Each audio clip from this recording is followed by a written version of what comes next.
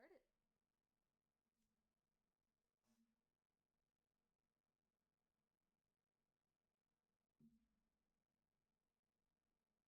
it. Team 17.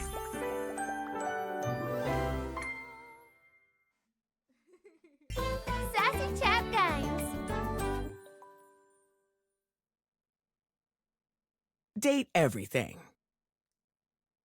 This game is so loud. I might have to like turn it down.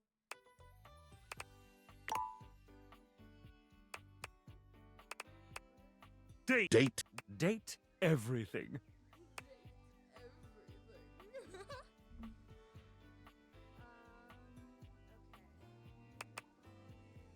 As you can see, I have played the demo. I did not stream the demo.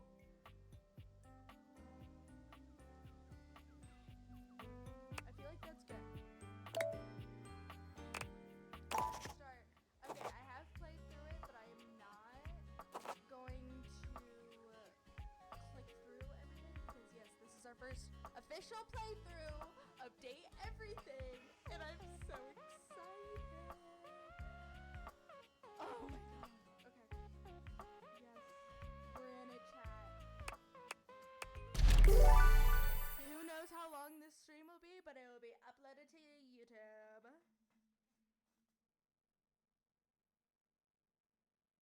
Congratulations. Your degree in customer service has rewarded you with a remote job at Valdivian, one of the foremost megacorporations of our times. Though your house may be large, it is empty, and its halls long for visitors. The sticky notes on your bulletin board remind you of your ultimate aims, but for now, This reminds me of my house. it's time to get to work.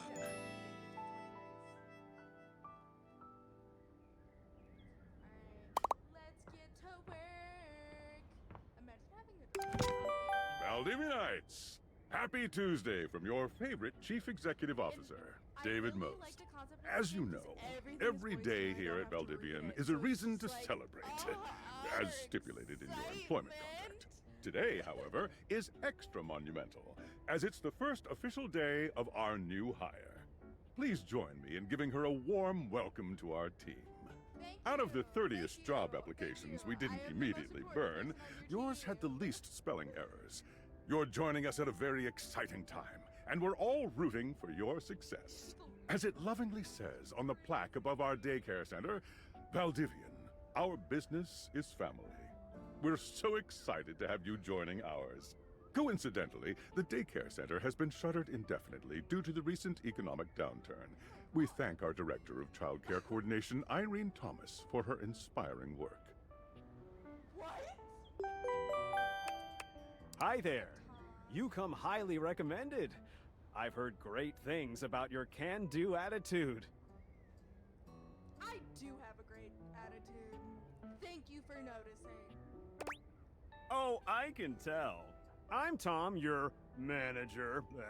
But you might find it easier to think of me as a leadership principal guidance associate. I'm not from your town myself, but I have heard great nice things about that specific locale. Seems like you are a customer success strategist. That's wonderful. You should be proud.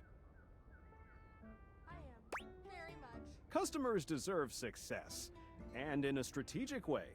What could be nice better? boss. Okay, champ. You gotta be a bit I'll of let you his get to ass, it. But talk shit about him behind his back, like every good employee does. Hey, you there? World's best friend. Oh god, don't start. I know you must be bored. Any advice for my first day? Just keep that customer service robot voice on at all times, and no matter how mad you get, never give it back to them. And remember, I might have set you up for this job, but you got it because you deserve it. You literally have a degree in customer service. Okay, I don't know what to pick. BFA, or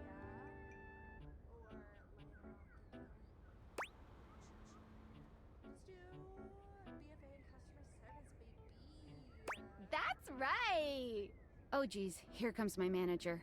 I gotta get back to work. Good luck, okay? You got this.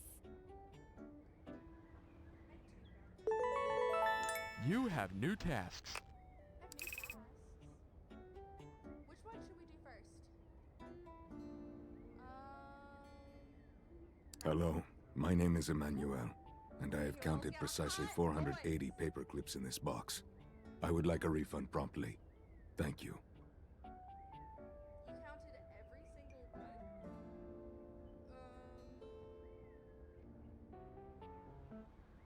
I feel like that's the most Yes, reasonable thing to say. every single one.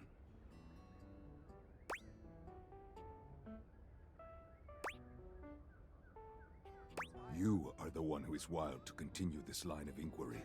Your company is the one who is wild to continue blatantly selling incorrectly labeled goods. Refund. Perhaps, provided things go well. Thank you for noticing. Have a happy day to you and your soul. And if you are ever free for that date, I will be around Cape Horn for the next 6 months. Stop by anytime.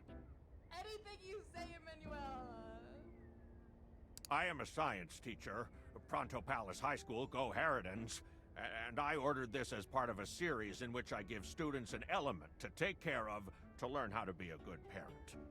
This is not cobalt. It did not respond to normal cobalt stimuli.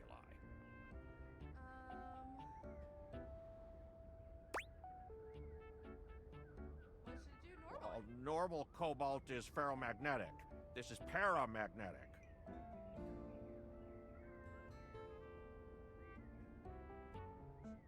Are you a supervillain? Why would you ask me that? Only bad guys buy elements from his Oh, haha. I understand now. But no.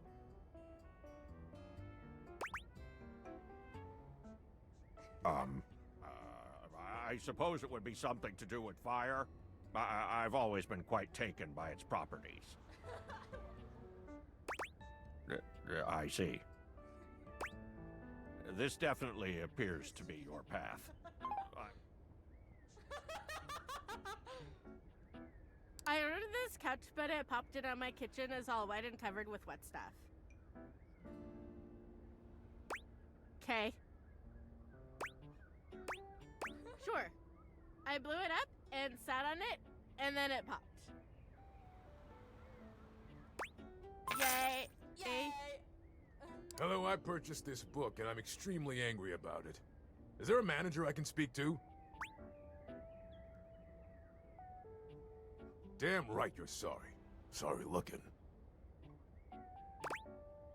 This book purports to give you the secret to success in 8 easy methods.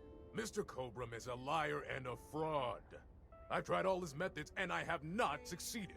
How dare he peddle a book of such ill repute? I need to lodge a formal complaint with Mr. Cobram and his ilk. You can do that? What? I'm even more worked up than when I began. Let me speak with your manager so I can report this behavior. I shall let this person know that I am fuming. I have a broken sewing machine. Oh, I don't know. It stopped sewing a couple of years ago. Can I get a refund, though? Sure, I don't see why not. Valdivianites! Salutations from the chatbot that has replaced your CEO, David Most. Just kidding. CEO is an extremely important position, and there is no way a computer could ever replicate the ingenuity, expertise, and warmth I utilize daily to bring leadership to our team and value to our shareholders. Humanity is absolutely integral to the transformative work we do here at Valdivian, and I will defend the essential importance of human contributions in every single aspect of this company. Excluding, of course, the following departments: sales, marketing, finance, legal, operations, public relations, communications, product, research and development, customer service, facilities, janitorial, and, of course, human resources. If your department has been affected, however, do not fear. Your new Val 9000 AI assistant isn't here to replace you. It's merely a useful tool to help you determine if your job is obsolete. Speaking of, please join me in bidding a fond Valdivian farewell to Glenn Bernard and the amazing artificial intelligence team that built the Val 9000. While the Val 9000 has unfortunately determined your incredible skills would be better utilized elsewhere, your contributions to our shareholders won't soon be forgotten. I could never imagine. You know, could AI do this? Probably. I think there is AI that actually streams, but they're not going to be as great. Champ! Got a quick minute? Sure thing. Oh, knew you were always good for a quick minute. The thing is, Valdivian has done some really intensive research. And it looks like Val 9000, the latest iterative AI tech, is going to be taking over your job for the foreseeable future. That's exactly what I was saying. Should we, as a species, be concerned about this? I don't think so. So I guess we don't necessarily need you around anymore, but we can't exactly let you go without cause. You and I are in something called labor limbo. We'll be around until we specifically muck things up, which then they can terminate us with cause. So, no muck. I'm over here doing my best too. Keep following the leadership principles and I'll check in with further updates. So, are you one of the affected people? I mean, I knew this was coming soon, but didn't expect it today. Sorry for getting you this job and then getting you fired. Especially just being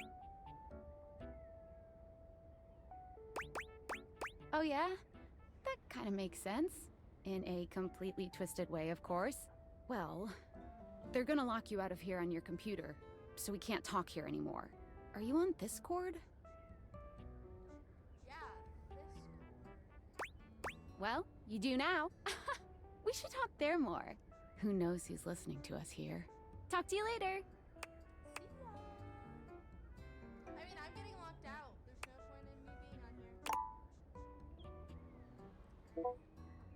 Let's check my phone.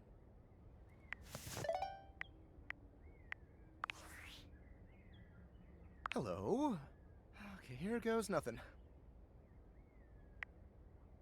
No need to fear. Hi. I'm just an anonymous hacker sending you a package.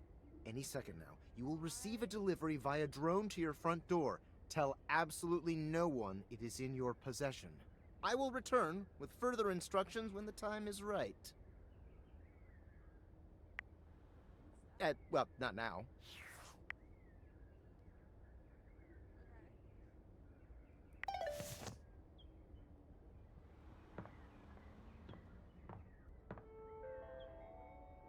That's just fucking creepy. Is he trying to break into my house? This dude sucks at his job. Did he just break my window?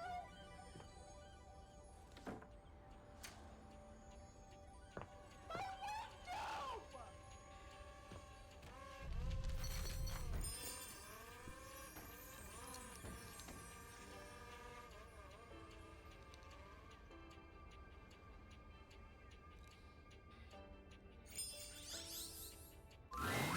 You're not quite sure how it happened, but there's a smiling, pink-haired stranger standing just a few feet away from you. You don't remember inviting anyone over. You'd certainly remember inviting someone this cute to your house. Hell yeah, I would. Gotta give me some ladies, dog. Hey there! Hiya! Your life is about to change. I hope for the better. Hope you're ready. No, I'm not. You know it, but I'm not just any pair of glasses. As I can see, I have boobs. I'm here to help you out. I'm pair of Dateviator glasses. My name is Skylar Specs. Oh, it hurts, glasses thief!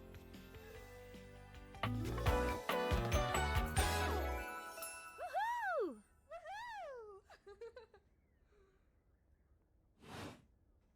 My lenses have special properties. They allow you to directly acknowledge a thing's existence. So just like, oh, I'm laying on my desk a lot. I feel bad. Or date. You see all the things around your house? Things you might have taken for granted? Now you have the power to get to know them better.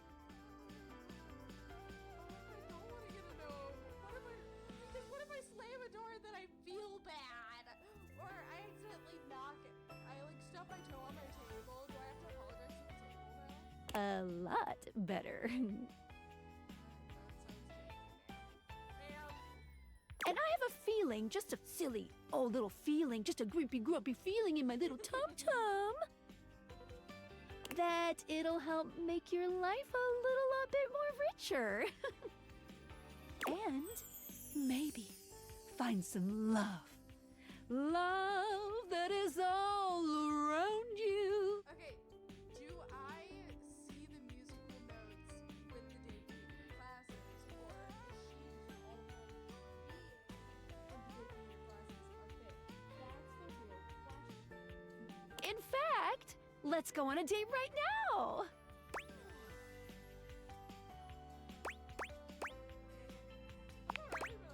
Oh, it's okay. It won't hurt. Yet. Just kidding. I'm a kidder. I find it easier to cover my feelings in low-hanging humor to cover my unbelievably dismal self-esteem. My soulmate. I do the exact same thing. What do you mean? Yeah, I'm sad inside. So, we are going to awaken our first dateable object. Go up to a door, any door, and shoot some cool beams at it. Yeah, pew pew pew pew, go go.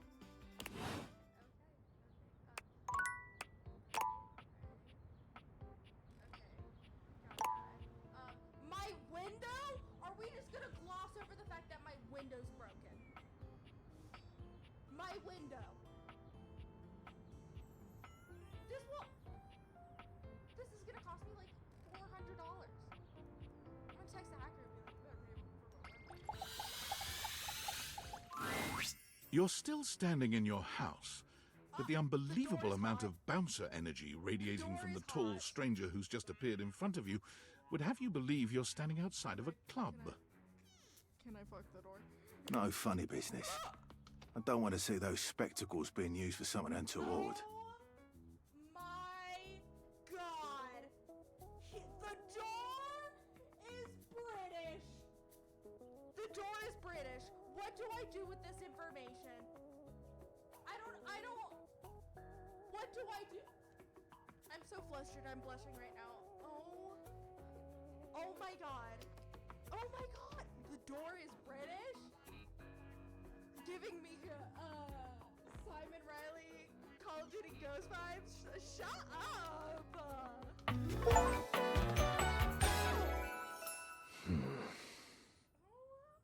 My God.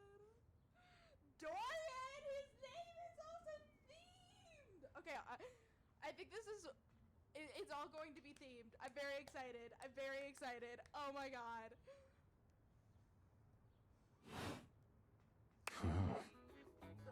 The grunt. Growl at me again. Hey, Dorian. Trust me, this is going to go super well. I'm very nervous. I'm flustered. You sure about that? Shut up! Shut up! Okay,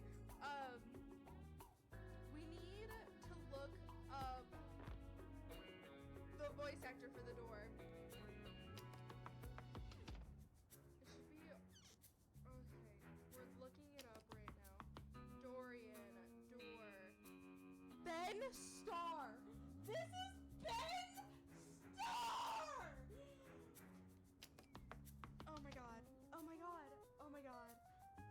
my god. Okay, continue, sir.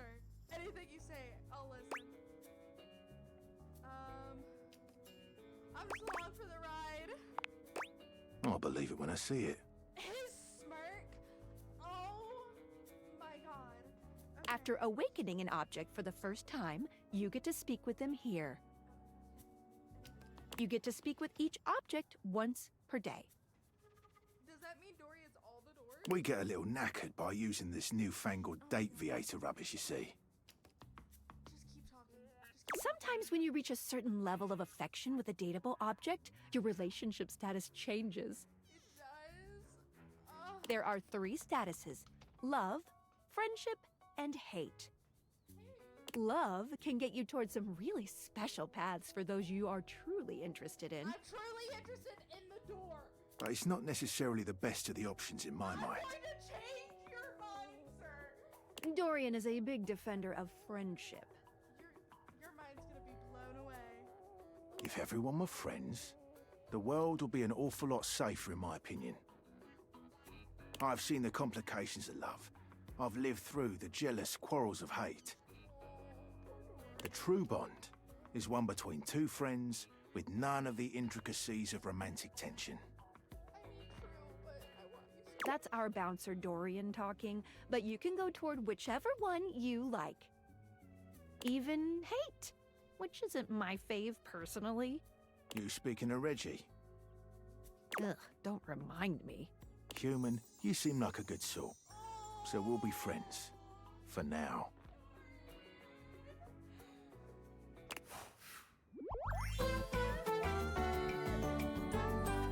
Friends. As it should be. I have to take a screenshot of my man Dorian. Is he going to be my new background? Who knows? I guarantee you there's already fan animations of Dorian, and I'm super excited to go look at this later. Feels good, yeah? But friendship gets you even more than that. Okay. I call it specs points. Take a look at this cool personality chart. Number go up. Number go. Your parents love you, but they just don't like you as much. You get kicked out of the library for being too boring. You're the opposite of smart, and you're not smart enough to know what that means. It's like watching a baby learn to walk, only less dignified. You really need to remind me what people are. Honestly. Each dateable object has points to give whenever you achieve an official relationship status with them. Get more of them to be able to choose some more advanced options. Ooh, I already have poise 5. You wear it well. Shut up! Why am I being flustered by a door? It's because it's Ben Star. You can check out your specs points on your phone, which... Wait. We gotta talk to your phone! My phone? Duty calls, love. Call me love again. Bye, Dorian! Take out your phone and then shoot my beams while it's out. I keep talking to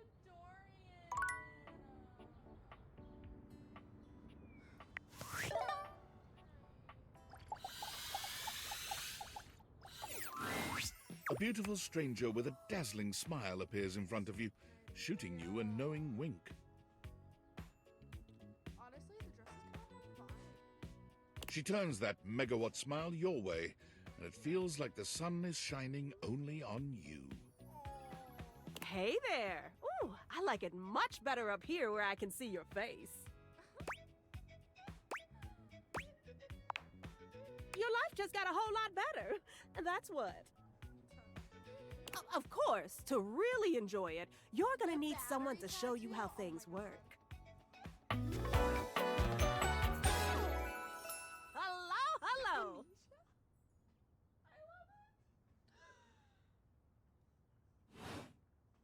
Hey there!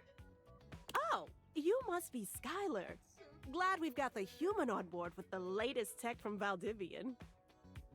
I've been doing a little tutorial with her about how things work. Oh, well, my sweet human. Lucky for you, I've got a gap in my schedule and a soft spot for that lost puppy look.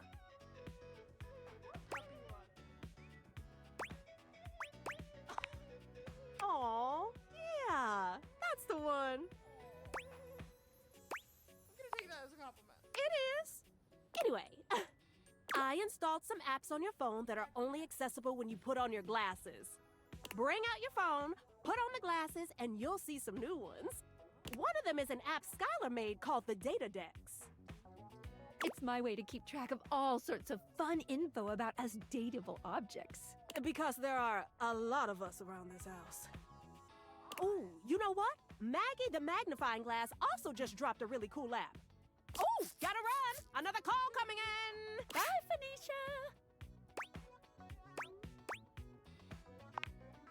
You have to meet 2 more of us. You're getting there. Now, go awaken the magnifying glass in the living room.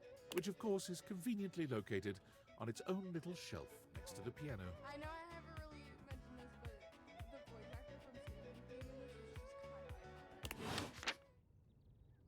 iconic. I do want to...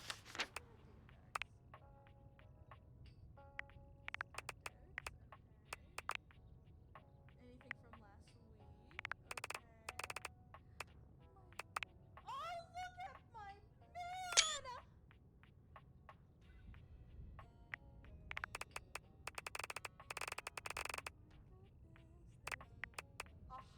100 voice actors. Okay.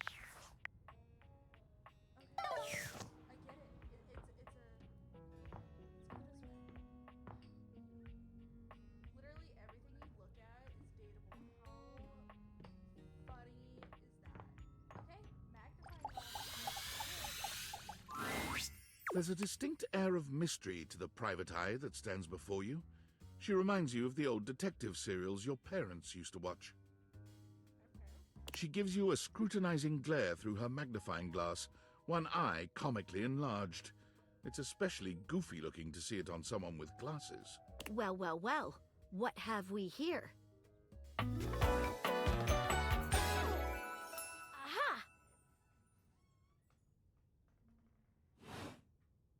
You're not a suspect, are you?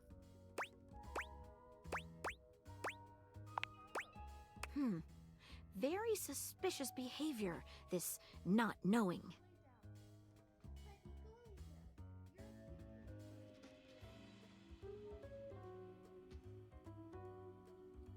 Maggie, it's our human's first day talking with us. Go a little easy on her. Interesting. These glasses come in from the outside and are already trying to influence my case? Trust me, this human has a lot of potential to make this house a better place. Just showed up. How does she know all these people first? Do they like all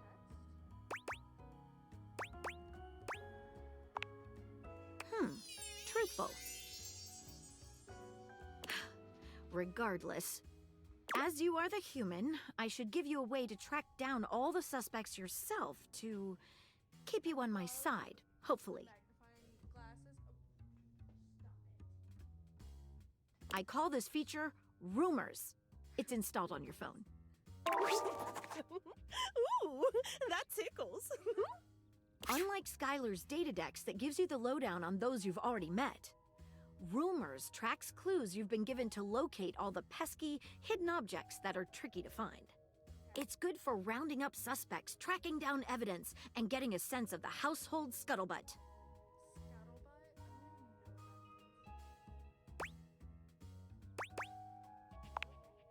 Tough audience, I see. Take a look at Rumors in your phone. It'll help you find your way to your last dateable for today. Good luck, Gumshoe. It's getting late. Who should be the last one we talk to before I run out of charges? Oh, check out that rumor Maggie gave you if you need ideas. Wink, wink.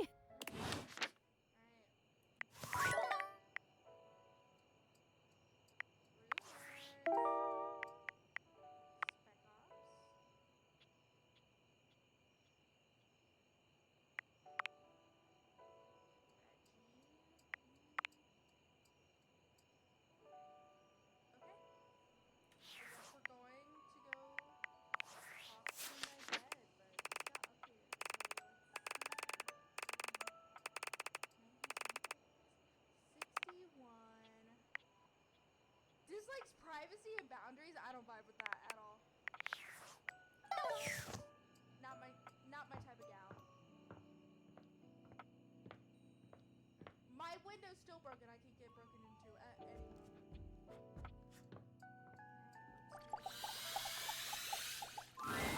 Standing here in your bedroom, you're struck by the realization that it's been entirely too long since you had anyone near your bed who wasn't, well, you.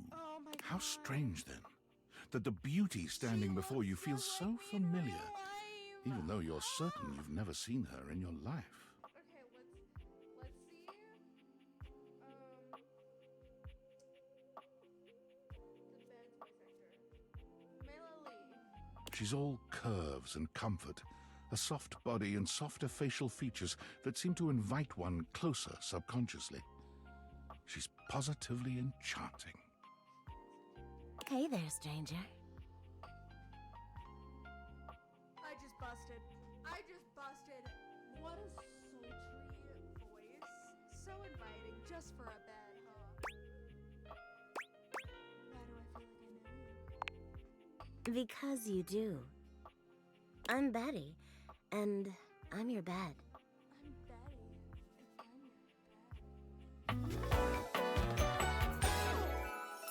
your bed.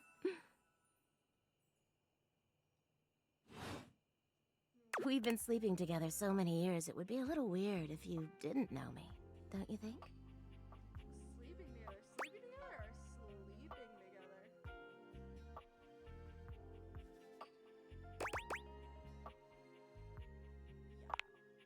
together? A beautiful bed, anyway. It's a shame for someone as cute as you to be alone for so long, isn't it? Will you be bringing someone back here anytime soon?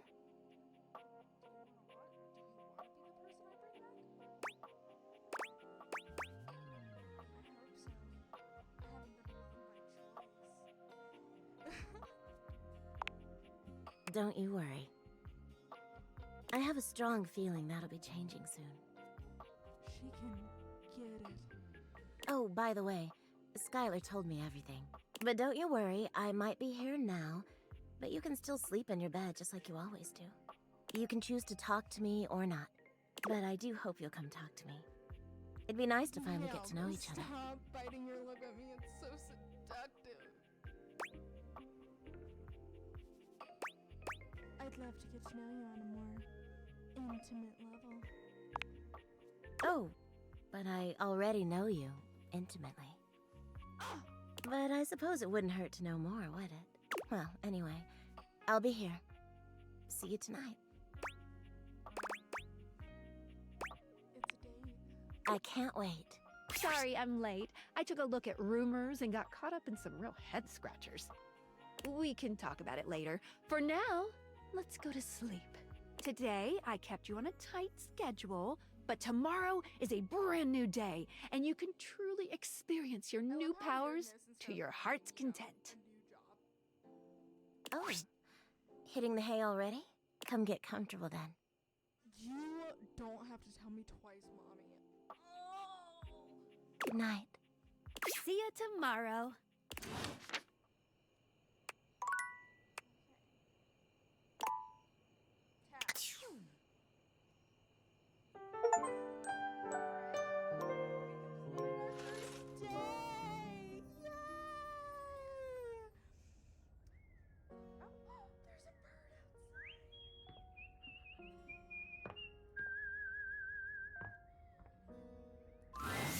Good morning.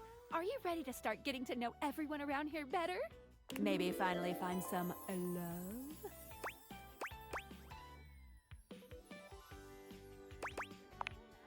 I would suggest following up with Maggie as a detective. She'd have some good places to start.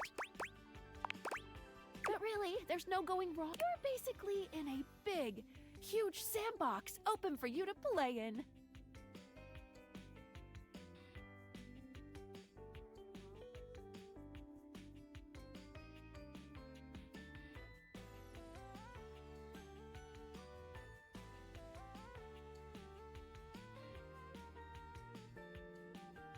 Except instead of sand, it's your house. And instead of a box, it's also your house. Any other questions?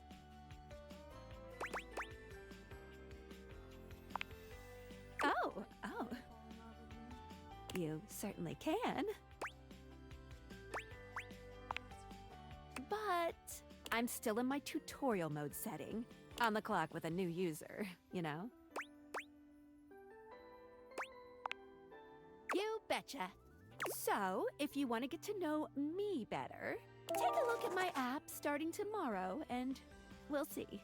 Any other questions? That might be it for this little Date Viators tutorial. But I think we're gonna see a whole lot more than we ever imagined pretty soon. Let's date! The bird is gone. Oh man. We gotta talk to our door. We have to. I'm sorry. Number one on the list. The way to the bedroom is through there. His tattoos. Unless you were completely barking and went the long way through the gymnasium, bathroom doors, and then here. Dorian makes a sound rather like a robot attempting to imitate human laughter. Ha ha! The very thought of it makes me crack up.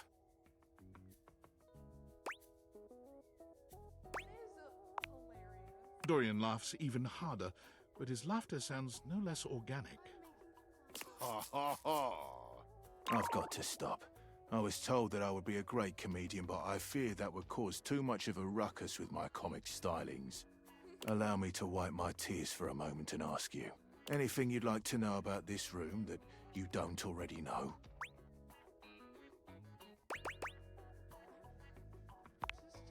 Enjoy.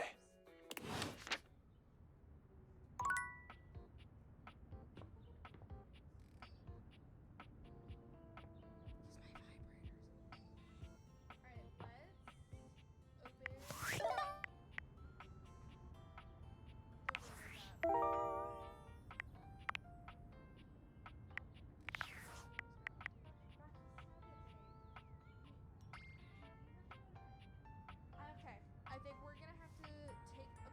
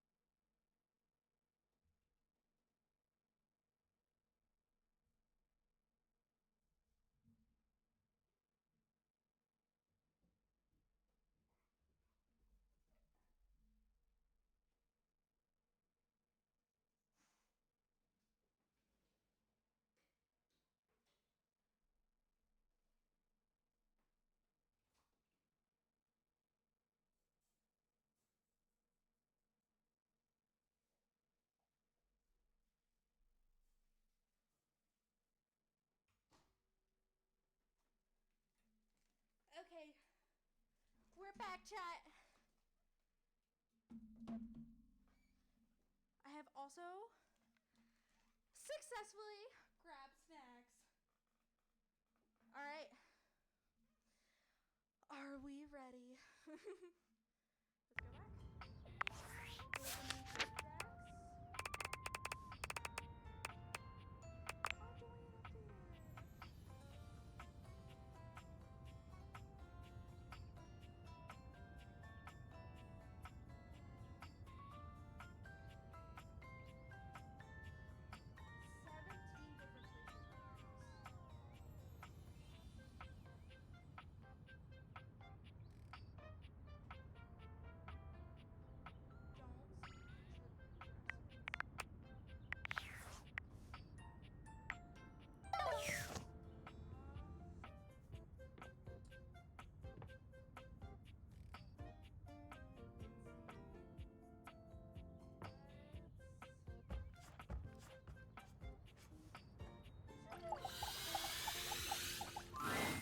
You feel an unseen presence detach, flee. It seems that there is nothing here to speak with. Mysterious. Perhaps this is not the place.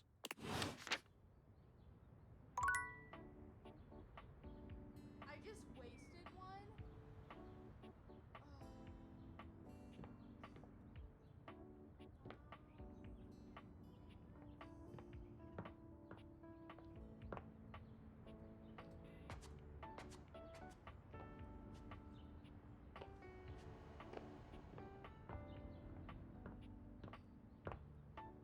I guess I can show you guys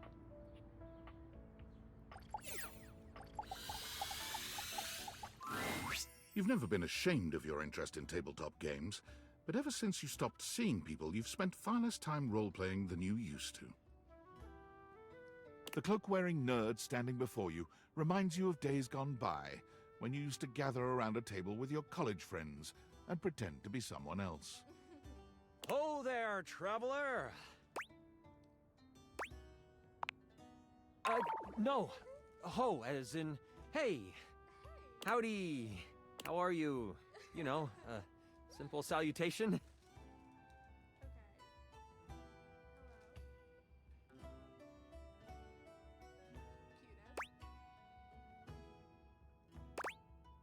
Well then, a good day to you. Ah, that's the spirit. I'm Chance, your D20. The mysterious cloak comes off, and you see the friendly face beneath.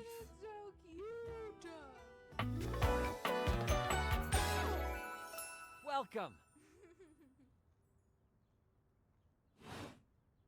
Taking a tiny respite from the drudgery of work?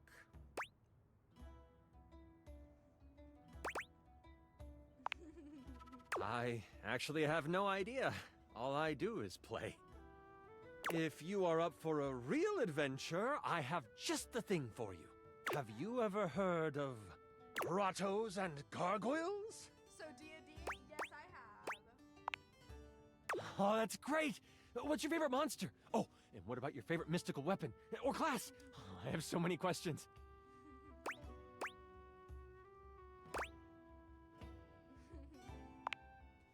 Wow!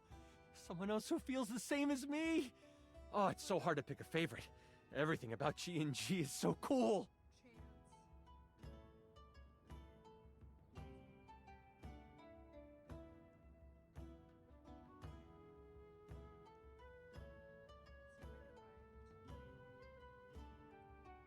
Matt Mercer. So if you don't know who Matt Mercer is,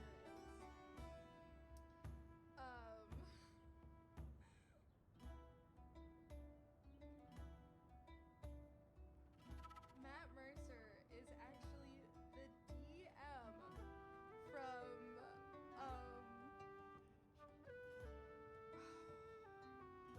Critical Role. How cool is that? You wouldn't want to, maybe, kinda... play with me, would you? It would only be the single greatest thing you could do for me. Chance's eyes light up his hands balling into fists as he does his best to contain his excitement. Really? Holy crit! Someone to play with me! You have no idea how hard it is to find someone to play with.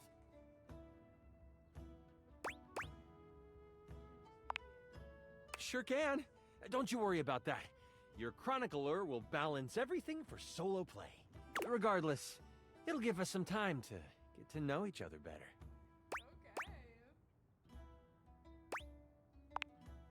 It's time to get you your character. All we have to do is choose your stats, your powers, and your weapons. Then your armor, your lineage, and your gargoyle gauge. Although I might leave that out for this first character. It's an optional setting. See, you can have a portion of gargoyle blood running through your veins, which lets you...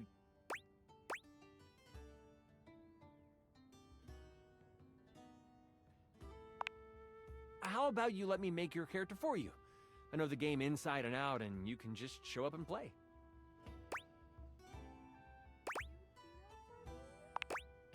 Oh, I'm so excited. You have no idea how much fun we're going to have. I'll even build the session based on what class you pick. There are 3 classes I can get rolling for you. All of them are awesome, but they won't be too much of a challenge. I'd suggest the Troubadour, the Guardian, or the Enchanter. Which one would you like? Sure. Let's start with the Troubadour. Loved by the locals for their wit and their voice, this magnificent magical minstrel can change the outcome of a dire situation with a simple tune. And with a liar by their side, this slick and seducing stupefier is sought after by those who wish to trade both coin and secrets for songs. Don't be fooled, though. The Troubadour can hold their own. They are a healthy hero, able to take hits with the best of them. What do you think about the Troubadour? Let's just go through all of them. The mighty Guardian. This sword-wielding warrior of light and all that is right vows to protect the citizens of the realm. This is one beefy class. While this particular participant can pack a punch, they aren't the smartest of the classes. If there's a problem, they will try to solve it by punching. It isn't a bad thing, though. A well-equipped Guardian can take down the most vicious of gargoyles. Their fighting record is just as shiny as their armor. It just reminds me of Drax. Thoughts on the Guardian?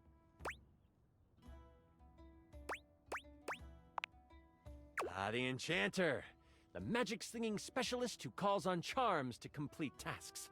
Shrouded in secrets and itchy cloaks, the Enchanter is a master of the far-off flaming finger. They are a bit more delicate, opting to avoid obvious agony by staying further back from the brawl. Don't think they aren't good at busting heads. They can spin spells to soften the toughest heel troll, or even summon a sidewinding slipper snake. How does the Enchanter sound to you?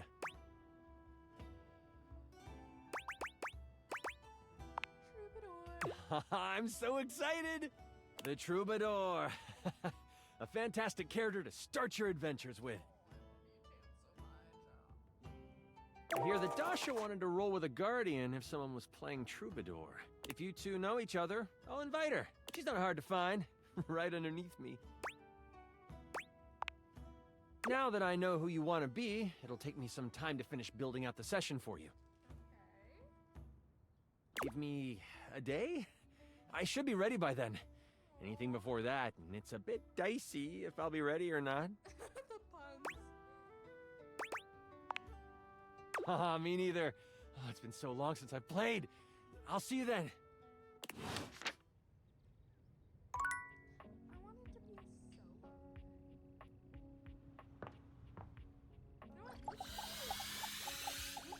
so. The frazzled figure standing before you has the sort of overworked and underpaid co-worker energy you've not seen since you started working from home. She startles when she sees you looking at her, dropping a number of office supplies clutched in her arms. Oh my god. You can see me? I recognize that voice. Who is that? You can see me! Oh my god, you've walked by me for so long without looking at me.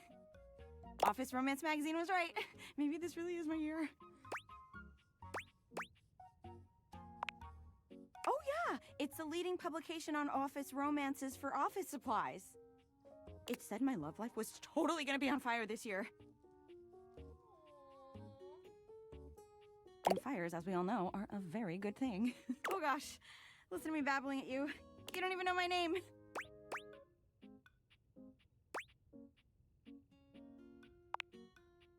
Yes, yes, I'm Penelope, and I'm your office supplies.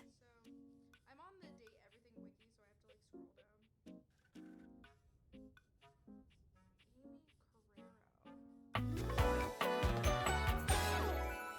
Yay!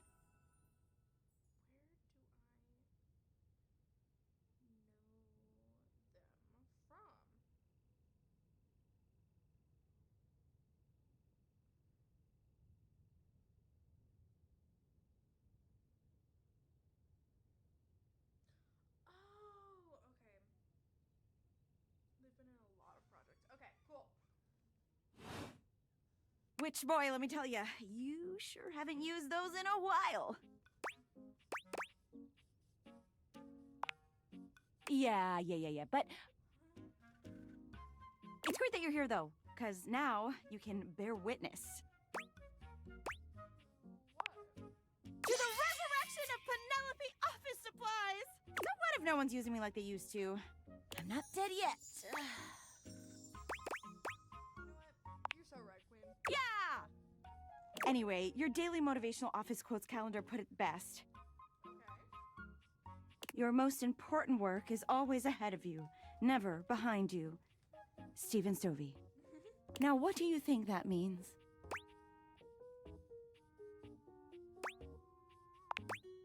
Oh, well, yeah, I guess that too. Yeah. But I'm pretty sure this is saying I've got an ass that won't quit.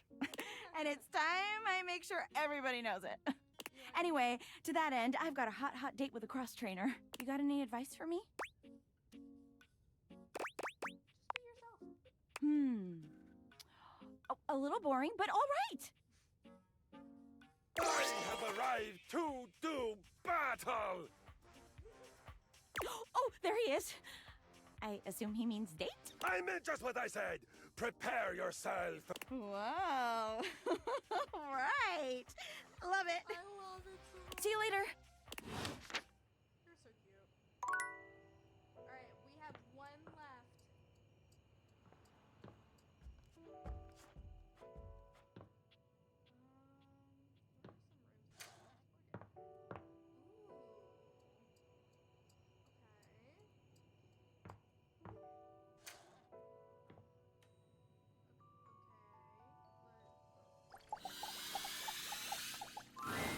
You walk into what you thought was your breaker box, but as the dark door swings open, you realize you're somewhere entirely more stimulating.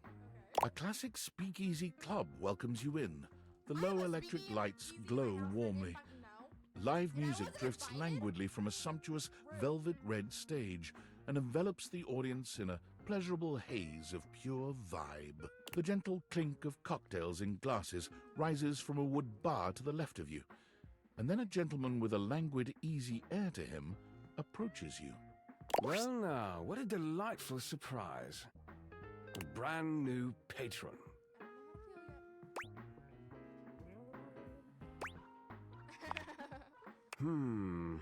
Are you sure you're not thinking of another closet? I'm certain this must be your first time. Trust me, I would never forget such a striking face. Oh yes, distractingly so. I imagine it would be quite difficult to focus on anything else with you around. What a flirt. Though, I can't say I mind. You have quite the reputation around the house, live wire. I don't... I'm flustered. I don't know what to think about that. I'm eager to explore it for myself. Sir, I'm here for love, not to hook up. But we're getting ahead of ourselves. Where are my manners? My name is Volt. I'm waiting to meet one of them that is just like Gary. It is Gary. He extends a hand towards you, a conduit of pure, dangerous sexual energy that charges the very air between you. He lowers his head to brush his lips across the back of your hand. Was that a spark of static electricity you felt just now? It's a pleasure to officially make your acquaintance. Taking his eyes from you for the first time, Volt slips his arm around your waist and turns you, slowly, to take in the rest of the room. Welcome to the Breaker Box, the pinnacle of luxury and entertainment, and the most exclusive club in the house. Impressive, isn't it?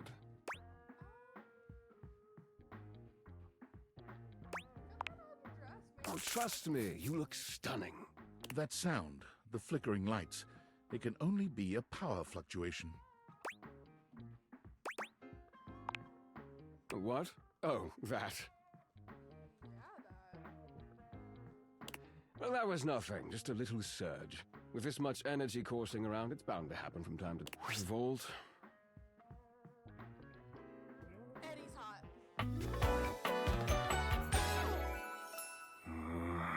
Oh, I love a grumpy character. What do you mean? This newcomer looks exhausted, frustrated, and annoyed. His sleeves are rolled to the elbow, revealing calloused and bruised hands that he wipes on a rag. Eddie! Just in time to meet our guest. The human? What's she doing here?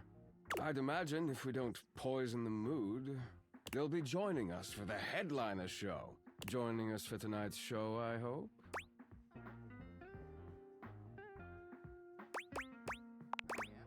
Unless you have other plans. We'll have to work on that enthusiasm. Right. Well, have fun with that. I finished the patch, I'm clocking out. Not my best work, but it'll hold for the show. Ah, I see. And you're sure you're feeling all right? I'm fine. Just don't overdo it. Eddie turns and trudges away, focusing on the rag in his hands.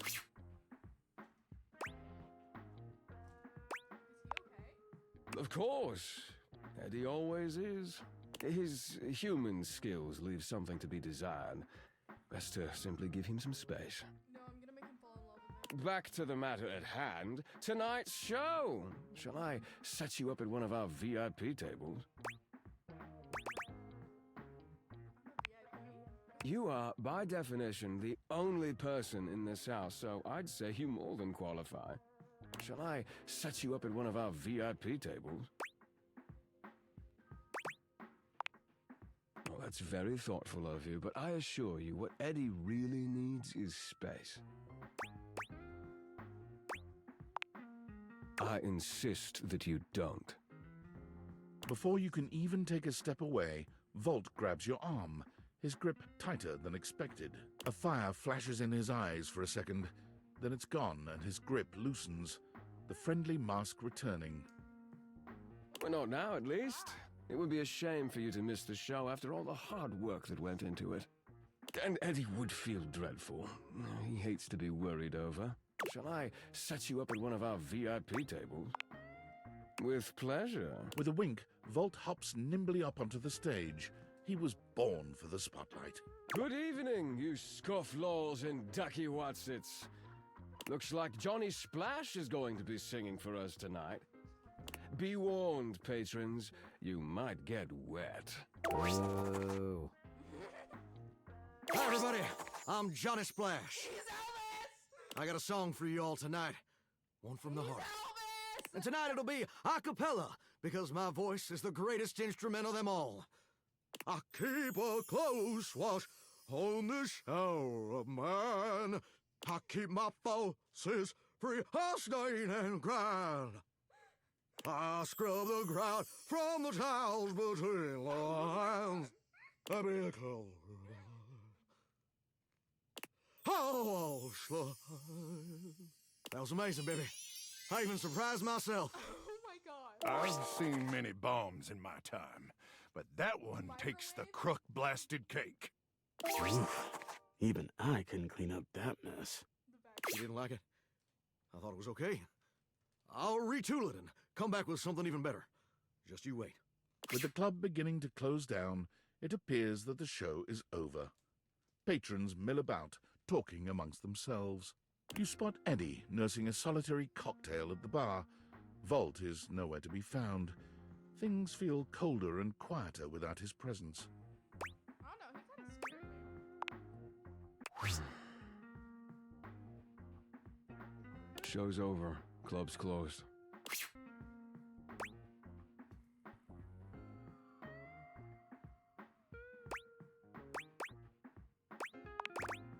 What? Why?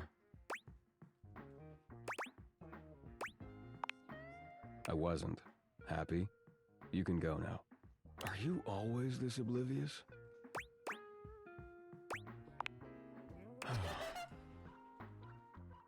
Then allow me to make it perfectly clear. Get out. Oh, that's not nice.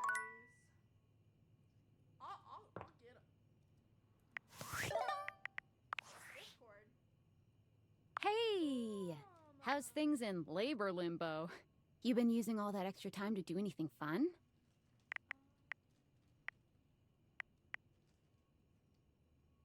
Thank God I could use a little gossip. What, just out of nowhere? So what was it? Like what?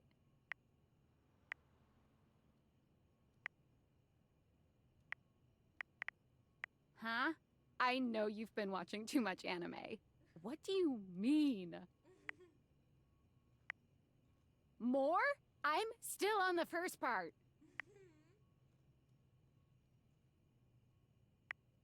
You understand how insane you sound right now, right? Like, if you were literally anyone else, I'd be like, oh, this person thinks I'm stupid. You're serious? You're not fucking with me? I'm not fucking with you. Man, what? What? You seriously have magic date furniture fuck glasses? Date theaters? This is too much. I'm not equipped to process this today. I'm logging off. Goodbye. I guess. Okay. It just makes your life seem more bleak. I guess we're going to bed.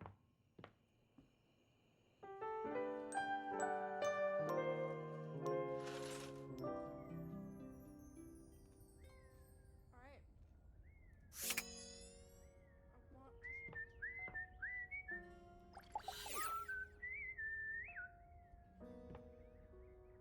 Oh, the bird went away.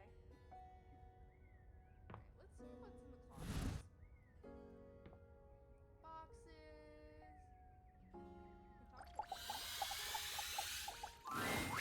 5 handsome himbos in colourful jumpsuits are flexing and chatting animatedly amongst themselves. When they notice you, they begin to buzz with excitement, all speaking in rapid-fire sequence. Yo! Check it! Quick, dudes, clean up the digs. We got company. Some real fine company, if you know what I'm saying. How's it hanging, homie? You know what? All good, fam. Word. Oh, that's facts, amigo. Well, what are you waiting for? Slide on in here and take a load off. And, anything else you want to take off? Oh my god! Welcome to the Extremist Dojo in the Pad, the perfect place to sit back, chillax, and recharge your bats. Hell yeah!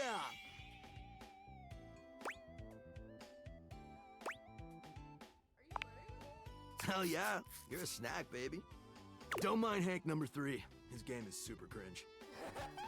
Lucky embarrassing, Hank number 3. Right now, you're hanging with the wildest, dopest, gnarliest squad of bussin' athletes around, homie. Hey! Amazing.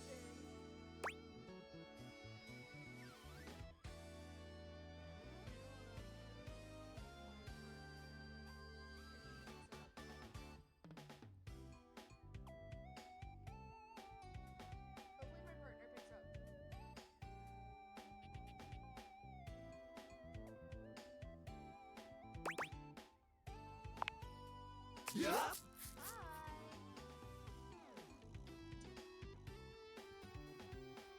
baby. Say hi to the stream. Oh, okay. So let me tell you what I'm talking about. When I'm playing my game and I'm streaming. Two, I wake up to all the speakers on the base with a blaring alarm. And Rocky wouldn't stop barking. Yeah. The Rocky buttons were canceled, so all for a severe thunderstorm.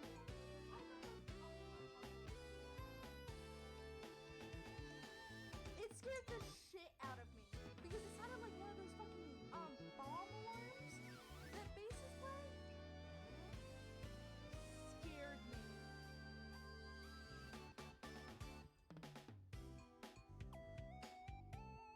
So I woke up in a panic. How'd you sleep? You fell asleep like halfway through me telling you something last night. Yeah. Because I kept calling your name for 5 minutes. And then I hung up.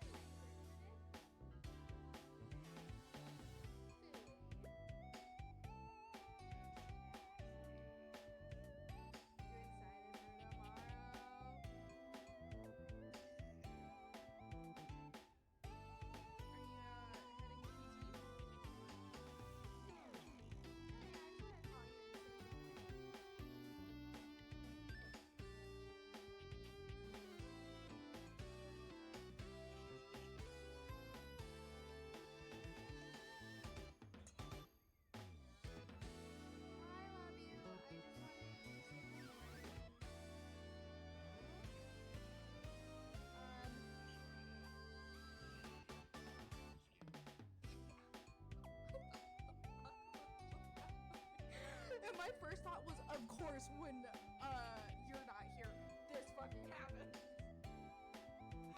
I was like, okay, I'm gonna have to throw some on my log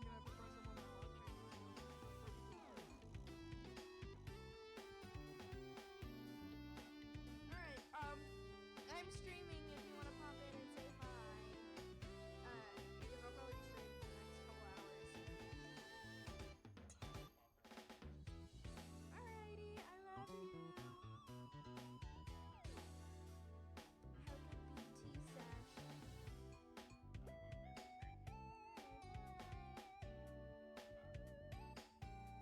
Is my partner amazing? Okay, let's get back to it. We're the Hanks! Hell yeah,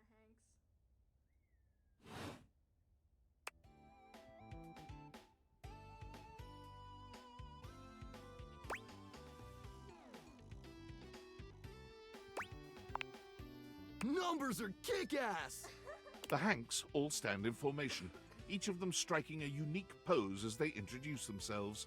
I'm Hank number 1. I'm Hank number 2. Reminds me of a boy band. I'm Hank number 3. I'm Hank number 4. And I'm Hank number 5. We're the Hanks! Brought to you by Red Bull. Cool! That's right! We're the wildest, most fearless, gnarliest squad of extreme athletes in the house! We base jump, we lava board, we cheese roll! If something's hot enough, we'll ride it all night long. We laugh in the face of danger. Even though we probably shouldn't, we've tasted the adrenaline of them all. Hank gliding! It's like hang gliding, but with us! We're the Hanks! Oh, we're way beyond junkies, hot stuff. It's legit insane. But no cap, we live here with you. We're Casa roomies, amigo.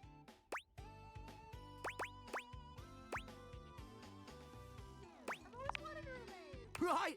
Life's way more kitschy with friends. Or friends with benefits. That's why we partnered with Red Bull. Red Bull's our sponsor, brah! No, dude. It's a company that makes Red Bulls. For like cereal or soup or whatever. That's why we get so many free Red Bulls. We don't know exactly what to do with them all, but we'll figure it out. And they're not just a sponsor. They're our fam. They fuel our adventures. They provide our wicked gear, get our exploits killer exposure, and provide the best medical support when things get gnarly. Let's be real. They do get gnarly. If by gnarly you mean dope AF. Gnarly just means awesome. Things are always awesome when you're hanging out with the Hanks. We high-key love it all, homie.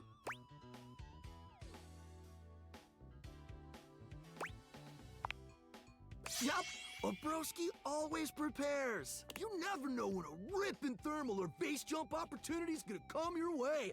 Yeah!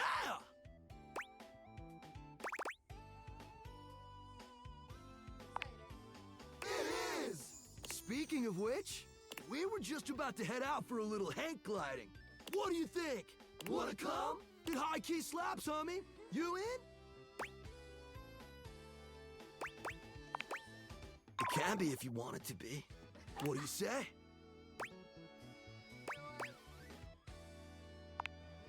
Sweet! You're one adventurous spirit. We love it. Epic. Just remember to stay focused and trust the wind. And hold on to me real tight. Follow our lead and we'll be shredding thermals in no time. Get ready to soar, house homie. Thanks. Away!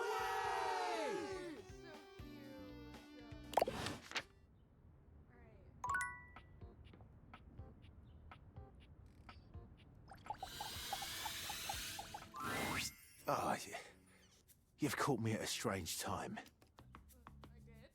There are normally clothes in here, but they're currently tied up in the laundry room.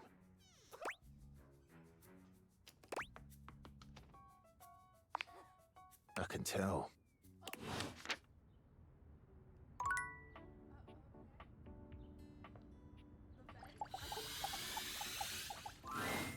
A cool breeze tickles at your neck.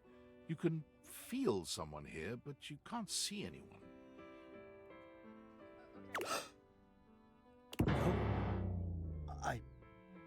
Why are you here? What are you doing?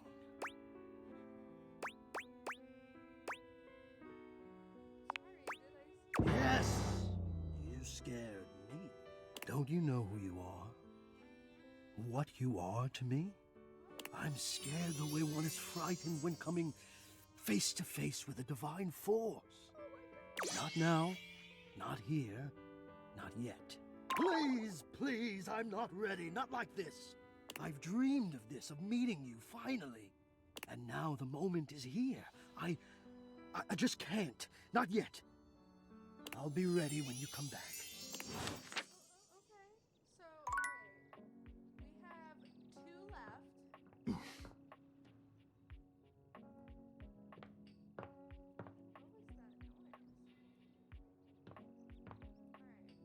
Do our D20 dice, do the electrical box, go to bed.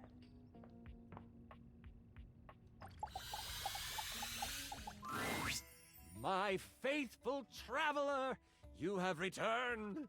I have returned.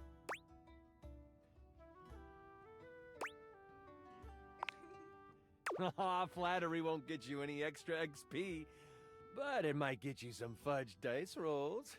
Before we start, here's your character sheet. You will be playing Miles Cypress, a troubadour from the mean streets of Cantalopia. You have taken up a new home in Decor, which is ruled by the House of Knives. You start the game with 50 hit points. If you reach 0, your adventure ends. Don't worry about reading the sheet too much. I'll keep track of your health and letting you know what you can do. Now tell me, are you ready? Time to begin. We start our adventure at night. The wind is whistling through the tall trees at the edge of town, carrying with them the smell of pine and possibility. Most of the shops and decor have closed for the night, but that doesn't mean the town is asleep. Far from it. Near the center of town, right off the cobblestone path, is the Countertop Tavern. Music pours from the open windows as you stand on the small wooden stage, having just finished one of your specialty songs. What are you saying to the crowd? I guess that'll work. You're just warming up. It's okay. Let's continue. You exit the stage and find your seat at the bar. The bartender slides you a red ale.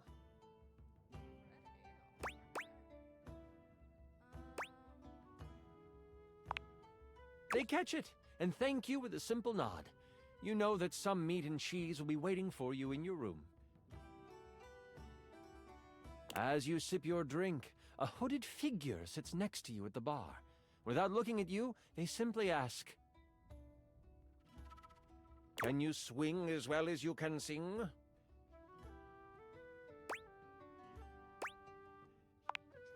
They notice you try to see who they are. They pull their hood closer and slide you a thick gold coin with the stamp of the butcher block on it. The butcher block are the not-so-secret guard of the Knives Monarch. If they have come to you, it is serious business.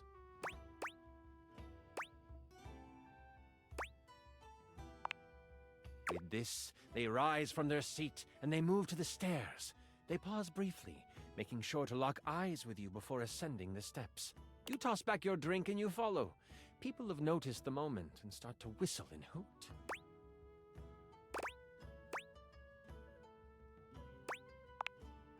They sure do. The folks at the countertop aren't shy about it either. At the top of the stairs, you see the hooded figure slide into your room. You follow carefully. When you open the door, you see they have pulled their hood back, exposing their face. Before you is a gorgeous human. It is disarming. Why would anyone so beautiful cover their face? They're looking expectantly at you, Miles. Buttering up the GM does not grant you advantage on skill checks, but it is appreciated. Once you have closed the door, they say, as a member of the Butcher Block and in direct response to the needs of the House of Knives, we have a task for you. The Prince of Knives, Nakiri, has been kidnapped. We know that the evil Grand Vashir has him. They are planning to sacrifice him to their god, Cleaver.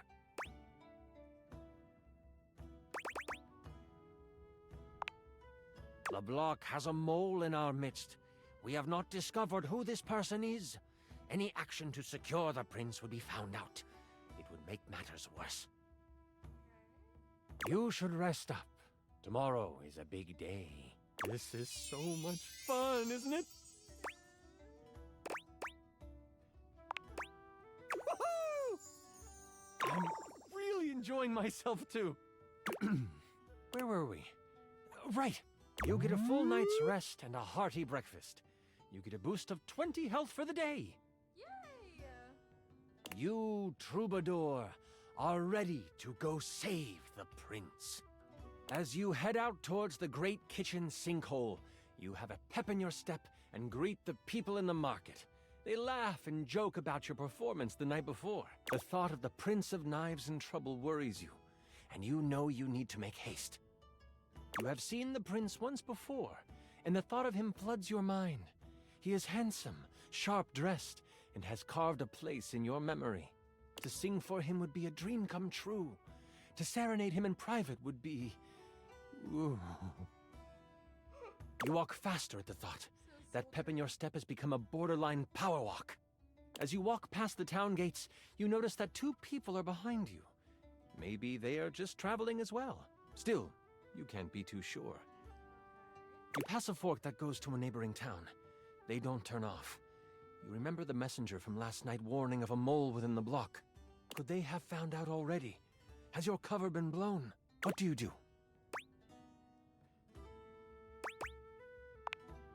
You take a hard right turn into the tall grass field next to you. The two people behind you continue on the path. You breathe a sigh of relief to think you were just being paranoid. But then, you feel the tall grass next to you move. You stop, trying to find where the rustle is coming from. That's when you realize it's coming from all around you. Out of the tall grass, you are attacked by a small lizard thing that bites at you. Stop! Stop! Stop! It's a Knobgoblin. You can either swing at it with your trusty club, or you can perform a stunning song.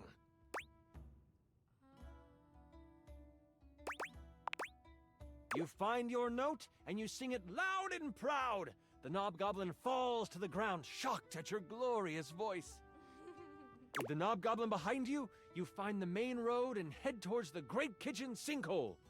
The road is packed well, and your feet seem to find flight on it. The sun is high, and the warmth of the day is complemented by the smells coming from the woods ahead of you. As you cross into the trees, the canopy above blocks the light from touching much of the forest floor. The coolness of the shade hits your skin, and you smile. You remember what it was like to play your music for the trees. This is where you learned the art of song. From the birds, the bees, the crickets, and the chipmunks. You don't know what is ahead of you in the kitchen sinkhole. That makes you anxious.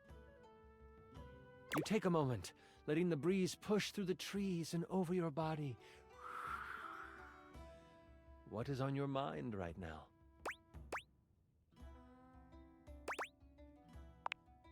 You open your eyes, looking around until you find a stump that is at a good sitting height. There is an understanding that you must get to the sinkhole quickly, but you have time, and you want to be centered when you get there. Taking out your lyre, you begin to strum. Your fingers pluck the strings softly at first, but then you close your eyes and let the music take you over. The tune that floats through the air is one you have never played before, but it comes to you as if it were a memory. Birds and other critters fall silent to listen. The blades of grass seem to lean in toward you. Leaves suspend in air before they fall, just so they can take in the music. And then, a branch cracks, breaking you from your playing.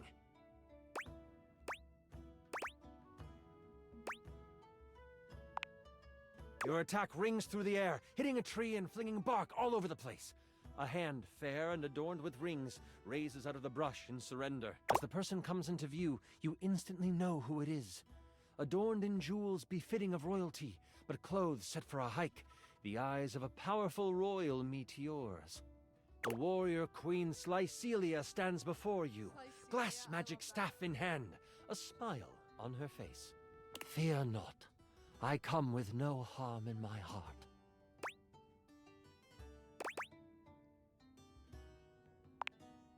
Please stand.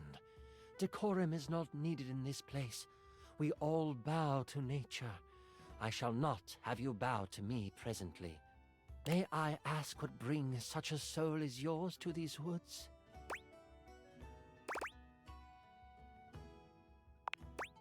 Ah, wondrous.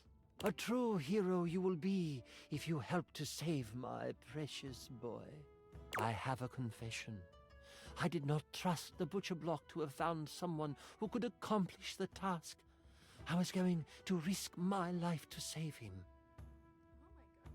But I have heard your voice, and I can tell your magical song, when augmented to cause pain, could cut just as sharply as a blade.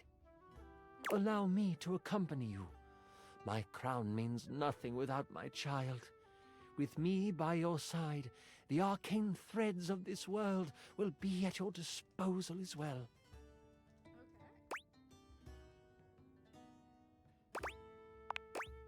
The queen has already scouted the area. As you come to the edge of the woods, you see the silver sands of the kitchen sinkhole, and she motions with her head to the left of where you are standing. She summons a gust of wind, and the loose brush on the ground moves to the side, revealing a trail. This is how they have moved supplies in and out. Before you can respond, she takes off down the path. As you follow her, you notice it quickly dips into an unexpected valley. As you round the corner, you see a small group of guards surrounding the mouth of a cave. I will follow your lead and support you in your actions. What shall we do? Looking at your song list, it looks like you know the songs of Sleepy Time, Eardrum Wrecking, and Seduction. You strum the beginning chords of a lullaby. The guards hear it, instantly heading towards you, but before they can reach you, they collapse on the ground. Queen Slycelia reaches out with her staff, and roots respond. They wrap around the sleeping guards, holding them to the ground. They aren't going anywhere when they wake up. The path to the cave is clear, and you just know this is where you will find the prince. As you enter the cave, you find that it leads toward a metal-lined hallway. Red power bounces off the surfaces of the walls, and energy and heat push down the tunnel towards you. You start to sweat right away, nervous of what you will find. Hopefully nothing too bad. You look over to the queen, her face stern, her eyes focused. Somehow, the sweat rolling down her face looks complementary to her features. Suddenly, she stops. No, this isn't right. I can sense my son up ahead, but I also feel we must hurry. She takes off, her gait widening as she races through the tunnel. You struggle to keep up until you almost run into her as she stops at the mouth of a large room. As you look into the room, you see the prince, but you also see the outline of someone everyone would know. It can't be, the queen says almost to herself. Cleaver, is that you? Hello, my darling. The figure rumbles as he kneels in front of a bonfire in the middle of the room. The queen has come to be with her king, yes? As the figure stands, you take in King Cleaver, king of the knives, as flames dance across his face.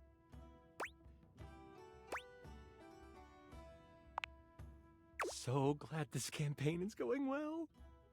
King Cleaver stands before you, stripped of his royal garb. His muscles are coated with a layer of sweat as he basks in the light of the fire.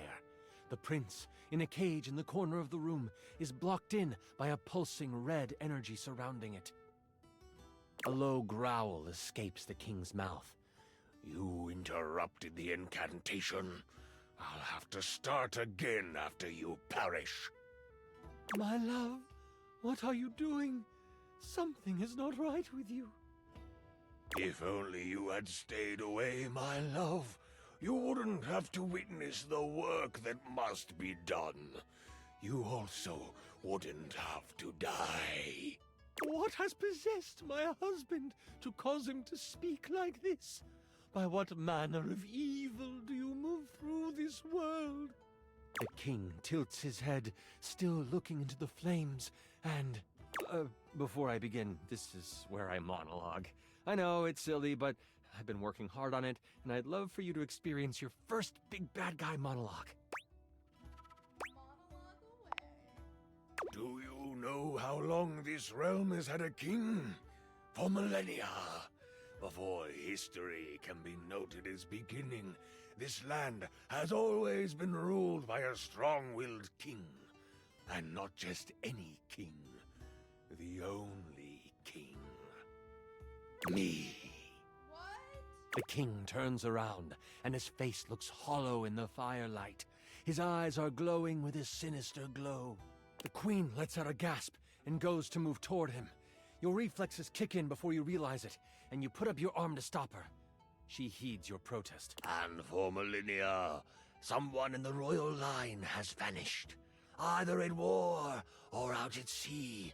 Some tragedy has fallen to a young member of the family, and the kingdom has mourned for a time.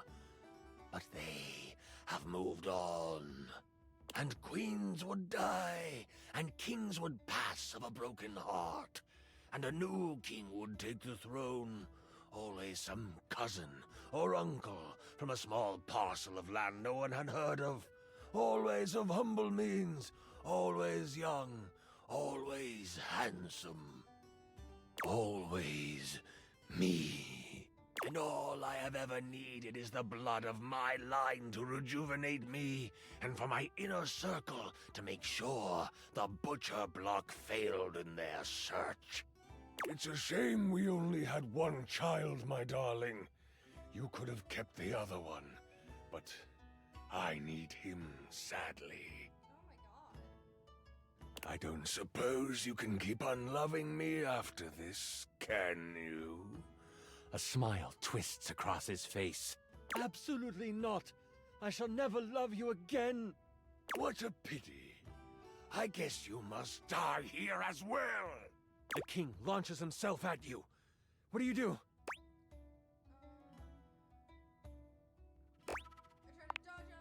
You push off the ground with all your might, flying out of the way just in time before the king comes crashing down where you stood.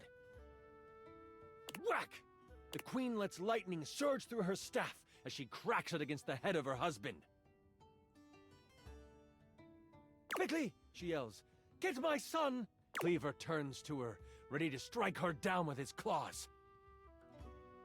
What do?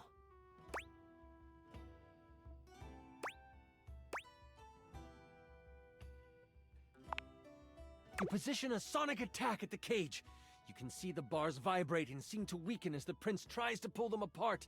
They bend some, but not enough. Stop that! The king calls out toward you. You see the shadow of his massive hand start to come down upon you. The queen swings at him and... she misses. With a smack on the back of your head, the king connects and hits you for only 5 damage. You can see the red energy around the cave start to waver. What do you do now? Your song flies from your mouth and crashes against the cage. The prince pulls with all his strength and pulls the bars far enough apart that he squeezes out. As he escapes, he whips a massive lance of arcane energy at the king. With a loud crack, it hits him square in the chest. The king lurches back, inches from the tall fire. The prince cries out, "Mother!" She pauses and says, "I'm sorry you have to see this, son. I'm sure he loved you at some point." And with a force pulled from deep inside her, a gale wind forces the king onto the pyre. The prince races to his mother's side. The king's screams echo in the space. Until they don't. All that is left are the tears of the cries of a boy, the panting of a mother, and the exhausted sigh you let escape from your lips. With the prince safe, you make your way to Cantalopia together. It is there that you find a member of the Butcher Block you can trust, vouched for by the prince. The news of the immortal king and his destruction spread. Many begin to question the position of the royal family in their lives and as their rulers. The queen, now free to rule as she pleases, works to make amends with those who have lost their faith in the crown. And you get what was promised to you. You are set up in the royal court. You play for large events and gain fame. But it is more the intimate moments where you are playing your lyre by the fireside with the queen nodding along, and the prince creating lyrics on the fly. Those are the moments you live for. For now, you want for nothing. You are happy. You are well. You are a hero. You were amazing! The way you just... Sorry. I'm just so excited with how much fun we just had. I'm floored by you. Listen, that was pretty much perfect for me. You are pretty much perfect to me. And if you are ever wanting to roleplay again, in any way, let me know. We could move from the character sheets to the other sheets.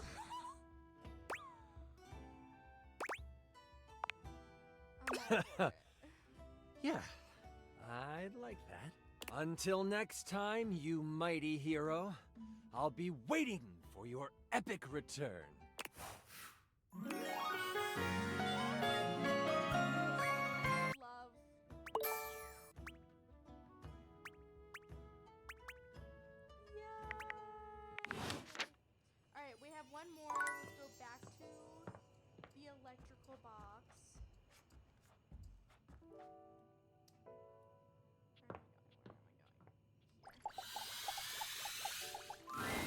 From outside, the breaker box is bustling.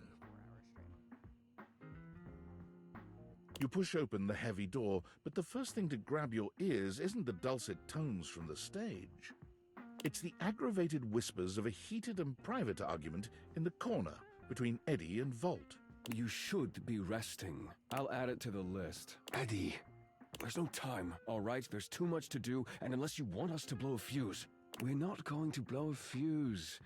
Though you might if you don't relax. Everything is well in hand. Look, fine. Just a few hours, but only if you swear you'll keep me updated. Have I ever failed you before? Obviously not. I'm serious, Volt. If it gets worse, you come get me. Clearly not fully convinced, Eddie chews on his lip. Finally, he turns, blowing past you with barely a nod. Ah, Livewire! Volt's whole demeanor shifts as he notices you, and you feel just as tingly as the first time. How delightful! You're back!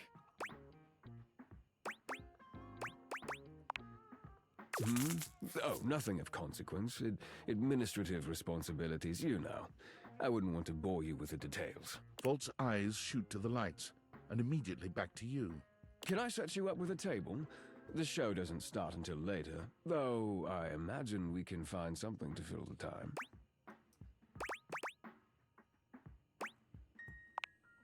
For a split second, Volt seems caught off guard.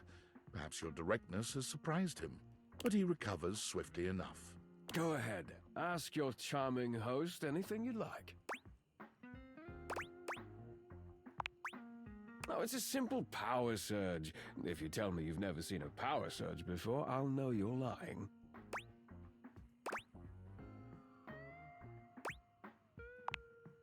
The flow of electricity can be a very unpredictable thing. It requires a delicate balance and power conversion. Sometimes the balance gets thrown off. But it's nothing to be concerned about, I assure you.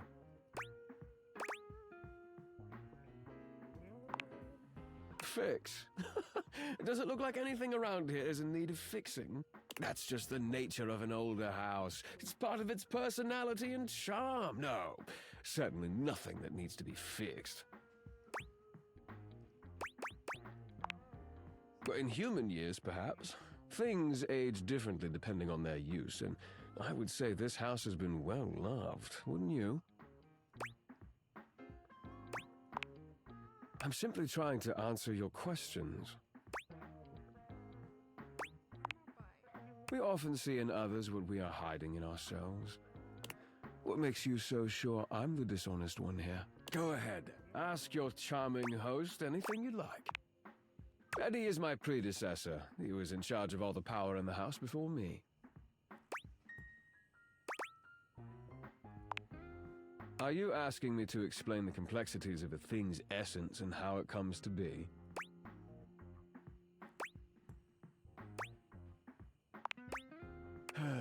Very generally speaking, yes. You could say simply that I replaced him. He mainly helps me look after the club. He may be retired now, but his help is quite invaluable in that regard. Go ahead, ask your charming host anything you'd like. There, excellent. Nothing to hide. Now, why don't we move this into a more pleasant atmosphere?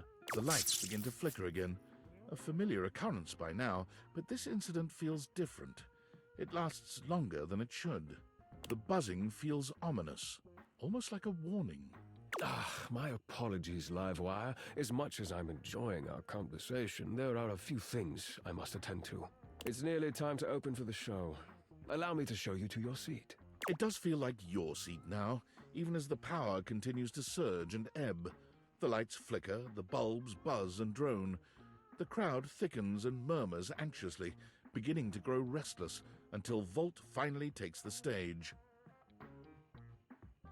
We've got a real treat for you tonight. According to him, he is a new musician no one has ever heard of, and if they think they have, they're wrong, or my name ain't Johnny. P.S. Don't read that part. Well, read it, but don't say it out loud, for amp's sake. It's Steamy Hendrix! There must be some kind of way crowd here. They'll sell the shampoo to the soap. There's too much of conditioner. I can't get no scalp relief. And then I got this guitar solo planned. And I'll be damned if I know how to play the guitar, but...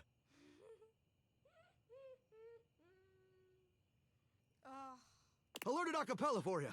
It goes like this. Wow, wow, wow, wow, wow, wow, wow. No one knows more about stinking than Jean, and this smells like a big one. A turd named P.U. I always appreciate feedback from other artists. That wasn't feedback, darling. That was backwash. You're right. The tastes of audiences are fickle and ever-changing. I'll retool my act once more. That'll fix it. The show concludes, mercifully.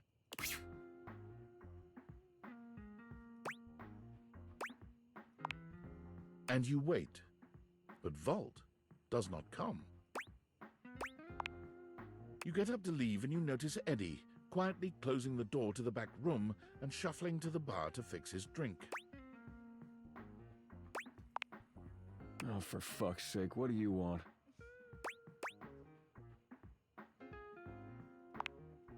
Obvious question time. Fun. Wait, what? Why?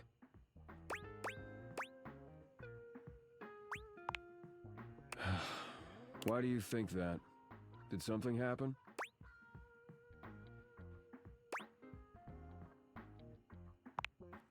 What kind of weird things? So you came here to... what?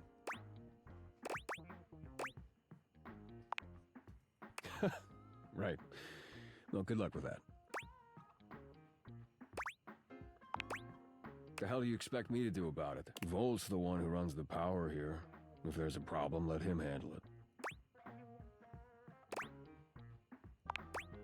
Huh. Yeah, you're smarter than you look. You actually care about this, don't you?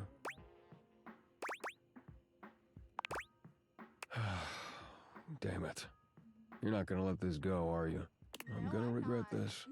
How are you with tools?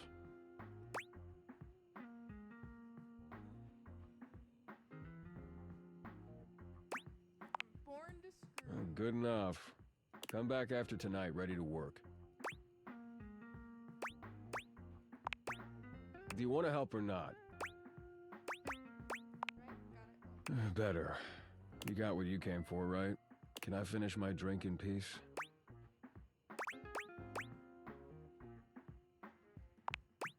Oh, I'm regretting this already. You're not gonna go away unless I do a formal introduction, is that it? Eddie. My name's Eddie, which you already know because we've met.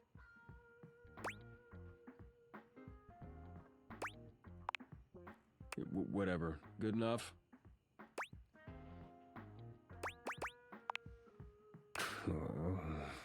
Edison. Edison Watts. You want my barcode too? Look, you'd better rest up if you want to be useful tomorrow. Unless you've changed your mind. Right.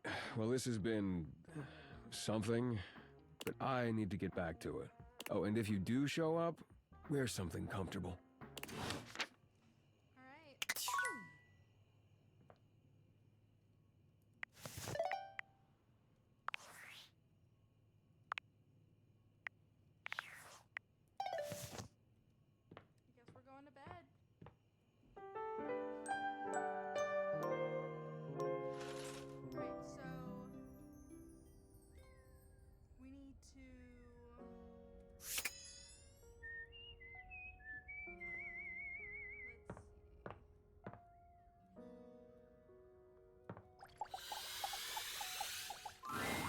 Dorian standing in your way is nothing new, but something about this time feels definitive.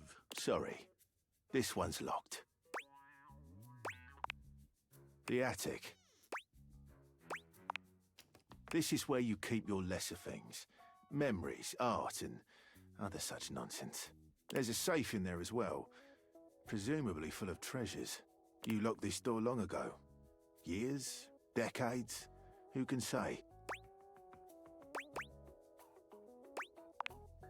What do you say?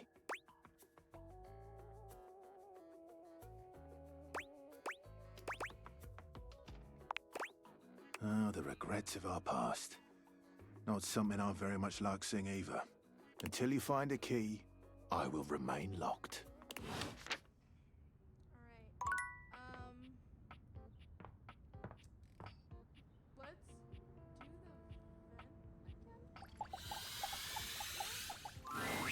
You see a pair of hands sticking through the air conditioning grate, and the barest suggestion of someone's eyes, but no more. What do you think?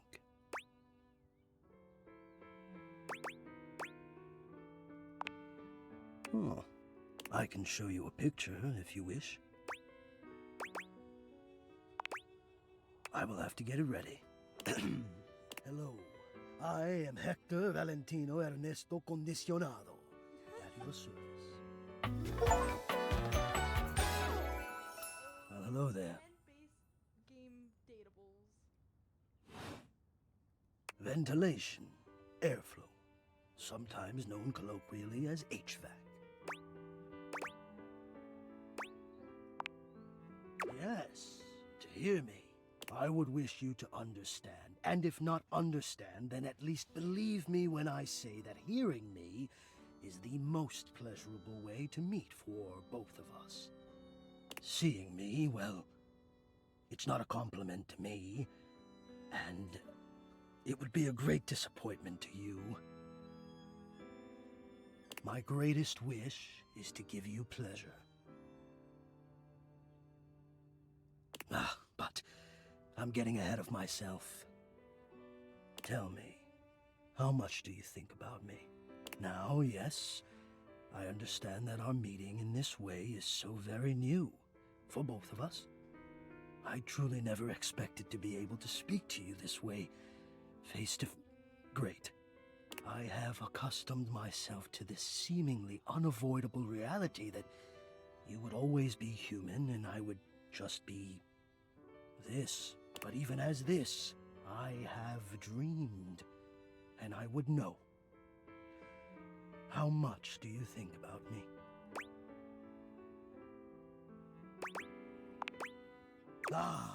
And do you? I have noticed.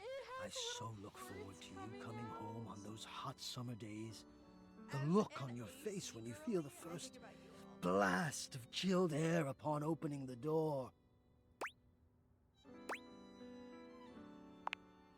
Yes! And when it is cold outside and you walk in and you can slowly warm up and remove your coat, your hat, you can begin to get comfortable and relax into the evening ahead of you. I don't relax for myself. I can't. But for you, there is almost nothing I wouldn't do to help you relax. To watch the play of warm and cool across your skin. I'm ahead of myself. I never thought I would get to say this and to say it to you. Let me explain. You are the prime feature of my thoughts. Whatever power courses through me, I turn to your pleasure. Whatever warmth or coolness I possess, I direct in full to your comfort. I wanted to meet you here, through the grates, because I wanted you to hear my voice. I want you to hear the melodies and resonance I create through these ducts, and know that it is all and only another gift it honors me to offer you. I watch the play of air over your skin, and I feel deep joy that I have the air to give you. I adjust my own temperature and my intensity until I see the flush of contentment spread across your face. And then I rest in contentment of my own. I never thought I'd be able to say this, and in a way you could truly understand. And now I have, my God! Now I have. Hot. No, I would say I'm set to more of a temperate zone right now. Ah, I see. Hot. I think perhaps I've heard the word used this way. Do you mean you find this sexy? Of all the dreams I'd held of how this moment might have unfolded, that you would be attracted to me too was surely the most fantastical. Perhaps I might share more. As I share with you, I can feel more and more air moving through me, as though there is a storm brewing, a cyclone beginning. I have never felt it before, this build of energy. I wonder sometimes about how I knew it was you. What was the moment? What was the sensation that told me you were it? I can only ask this of myself, of course, but I realized that it was how I felt around you. I wish men and women, just people in general, spoke like this more. We need more romance in our lives, you know what I mean? When you push my buttons, when you move my temperature setting up or down, I exist only in service to you. Everything about me only is because you will it, because you direct it. Do you understand this? Perhaps you may, in time. But not to worry, it doesn't last.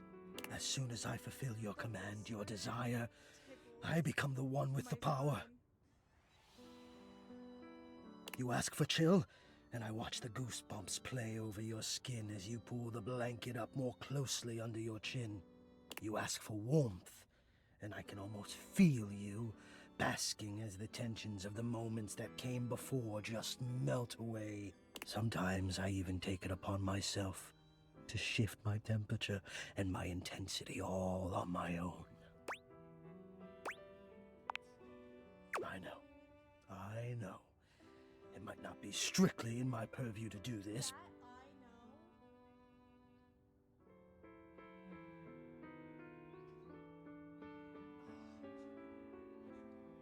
But sometimes I cannot resist playing your sensation just a bit. I am a craftsman, and you are my clay. I hope this is all right.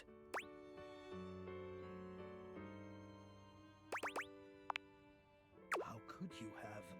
Until now, I haven't had the courage necessary to even show my face. Yes, gah! You are correct, of course. I will, one day. But for now, let us live here, in this beautiful world, where we can love each other, as we are. Even if it is a fantasy, let us be here as though it's real.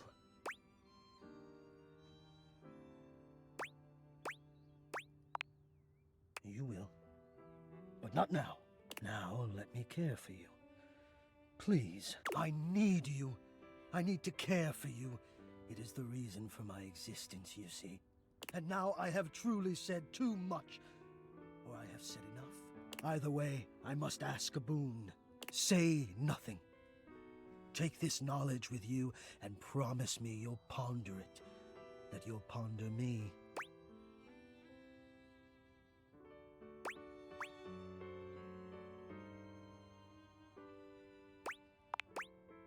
You delectable tease.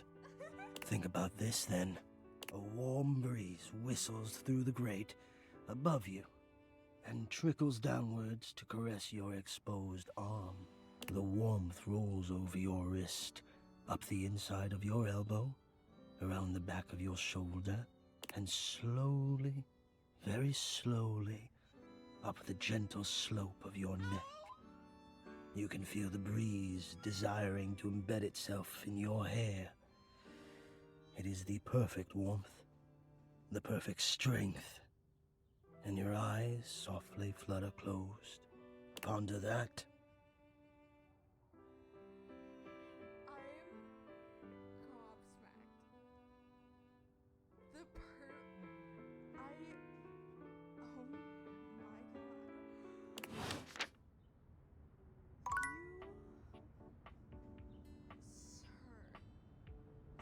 Sir. Oh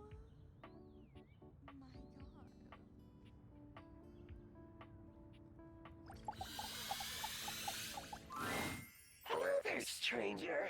I'm Dina the Dresser. Need a helping hand?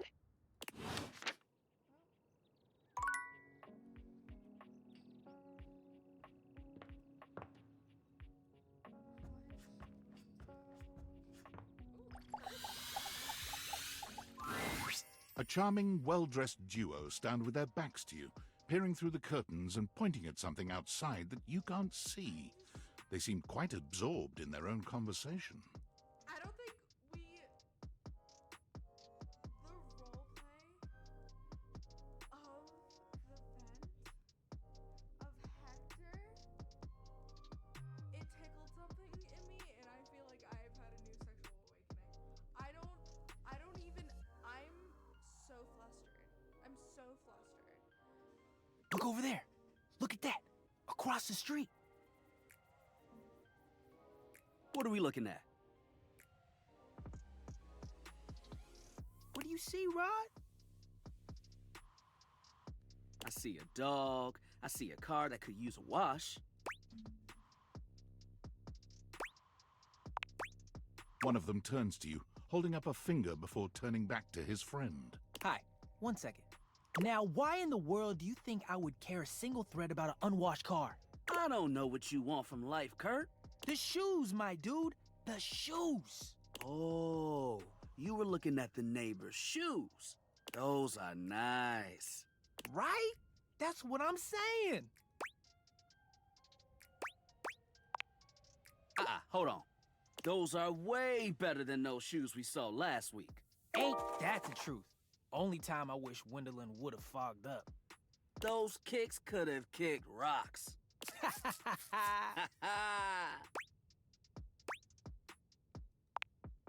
What was that about? Rod, don't be so rude. I'm just giving what I was receiving. You'll have to excuse Rod. His tact leaves a lot to be desired. There you go, talking about me like I'm not here. Nah, I'm talking about you so you can hear. There's a difference. See, that's why your seams are unfinished. My seams are unfinished? My seams are unfinished? Keep talking. See what happens. You ain't gonna do nothing. You love me too much. Yeah, okay. Don't say that too loud. Everyone else might start believing it. Kurt and I have been together forever. Yo, what up? Oh, we'll have to do the fireplace, like, tomorrow in the game, because it's voiced by Zuko from, Avatar, and just him being the fireplace and then being Zuko in Avatar is just such poetic justice. I love it. I'm like his brother. But not my brother. If we were related, you might actually be polished. We both know you wouldn't look good unless you were next to me. Who told you that lie? Say, who do you think looks better? Me or this delusional drape I call my friend?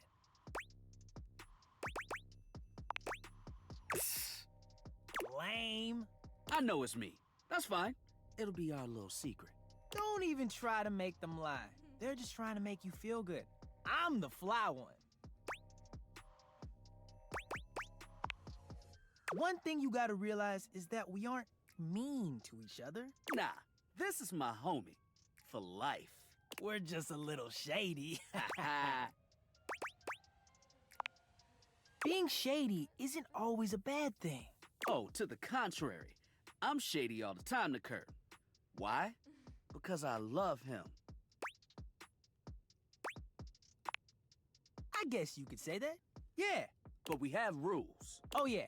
You must throw shade appropriately. There are 5 rules to throwing shade. First off, you have to know the person. Sure, you can be shady to folks you don't know, but that is just mean. Wait, we made fun of the new mail carrier just the other day. That's because they were wearing that uniform with open-toed sandals. With socks. Oh yeah, they asked for that one. This rule is one of those do as we say, not as we do thing. Unless we ask you to do it with us, at which point you better come correct. Which brings us to rule number 2. If the roast ain't hot, you're toast. The shade is all about the laugh at the end. Maybe even, a strong guffaw. A guffaw? Are you a cartoon dog person? 'Cause if not, I best not hear a single guffaw out of you, Rod. Keep your aim true. Okay, well, I'm trying to like adjust it so it's better. Sorry if my mic sounds a little weird right now. I'm still trying to figure out a good position for it. Never bring in secondary parties. Others shouldn't be collateral damage because you decided to mix patterns and it turned out unfortunate. I tried to throw shade on Kurt's mom once. Mrs. Chiffon has never done anything and she will not be brought into this foolishness. Okay. Rufo. Read their body language as you read them down. Everyone has their line and their limit. Don't be so caught up in the goofs that you step on that line. It's easy to be on a roll and run right over your friend. Which is why rule number 1 is important. If you don't know them, you don't know what might actually make them upset. Right, like I don't talk about Rod's crush on the blinds at the last house. Dude, not cool. Sorry, I was just giving an example.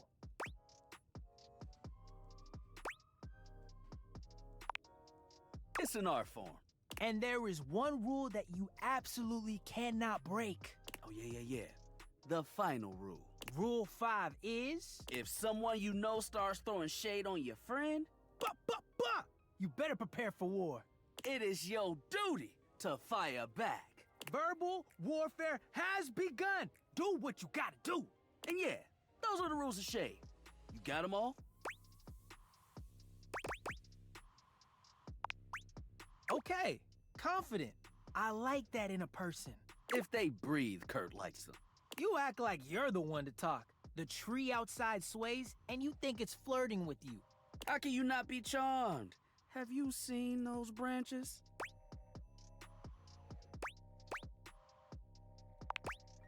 Oh! All right, now, calm down. They said the grass. The grass, Rod! Oh, you can guffaw, but I can't? Okay, fair. But damn, they got you. You right. That was a good one. You catch on quick. Yo, Rod, that fashion student is getting off the bus. Ooh, what are they wearing? I'm not sure, but it is fly as hell. We've got some people watching to do. Swing on by soon. But come holler at us at different places. Each window has a new thing to throw shade on.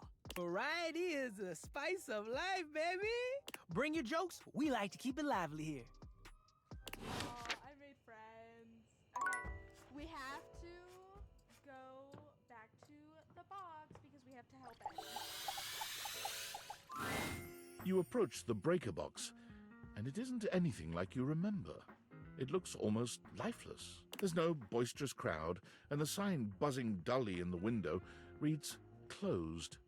The door hangs ajar, like a slack mouth. You push through, though, and find Eddie at the end of the bar, nursing his usual cocktail. Huh, you actually showed up. I guess that means I lose. Good to know. Little inconvenient for me, but good to know. I made a bet. Was pretty sure you'd back out. But I guess there's still time. You'll probably change your mind once you realize what you signed up for. Eddie sets down his drink and shrugs out of his vest. He begins rolling up his sleeves.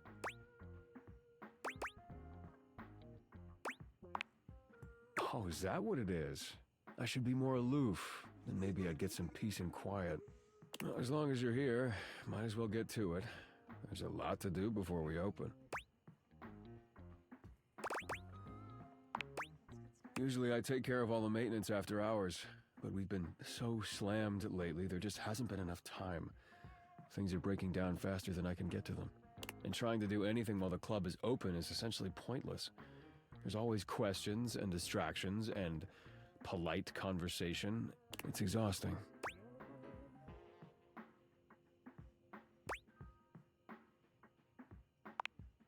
All things need maintenance. Nothing, no matter how well made, can function indefinitely. Eventually, we all wear down one way or another. And if something isn't given proper maintenance, they break down even faster.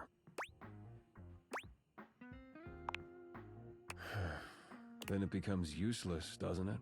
Now, come on, we're starting with the wiring backstage. Oh, and grab that tool bag. Though you are not a natural handyman and Eddie is not a teacher, the two of you manage to make decent progress through his to-do list. At one point, Eddie leaves you alone to get something from the bar, and you confidently ascend a ladder to change a dead bulb. But as Eddie returns... Wait, be careful, that's not... The ladder suddenly gives way beneath you, releasing you into thin air. But a split second later, Eddie is there, strong arms outstretched to catch you. Stable. You all right?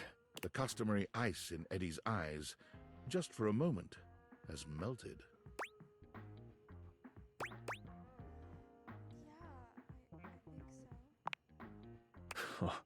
As Eddie releases you, his face contorts back into its customary gruff expression. That was unbelievably careless. What were you trying to do exactly? I told you to replace the one behind the bar. The floorboard under these lights is loose, which is why I told you not to touch them yet.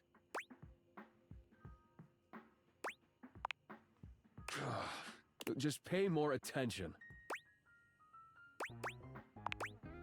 You're sure you're not hurt?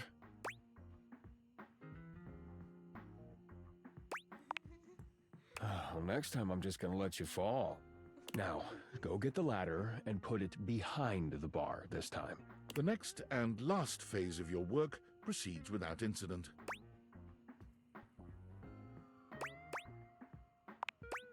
You've done surprisingly adequate work, mostly.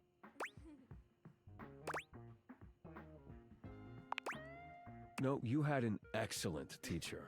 If you'd only had a pretty good teacher, you probably would have electrocuted yourself. Twice. And we got through more of the to-do list than I expected. That's probably good enough for today if you want to, you know, head out.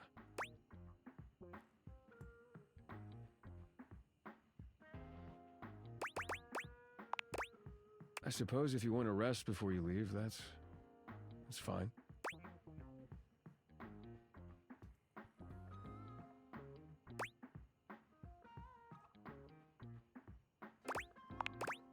Not everything. These things take time. Look, next time we'll get the rest. Just need to do a little more work and it'll all be fixed. Yeah. I'm always okay. See ya. I'm going to get Eddie to love me.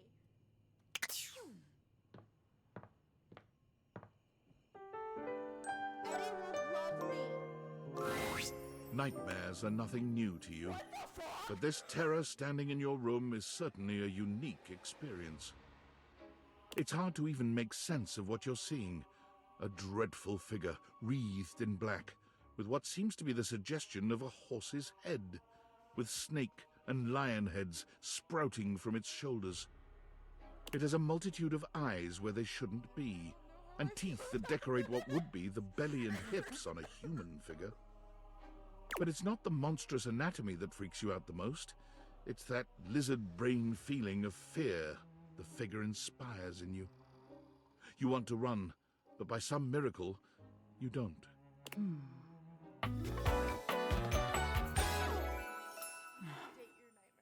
my god, that's so funny. Oh, I'm getting a reading. It's a secret feature.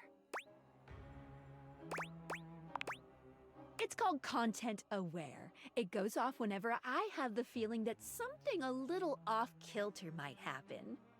It gives you the chance to see if this dateable might be someone you might want to skip due to content concerns.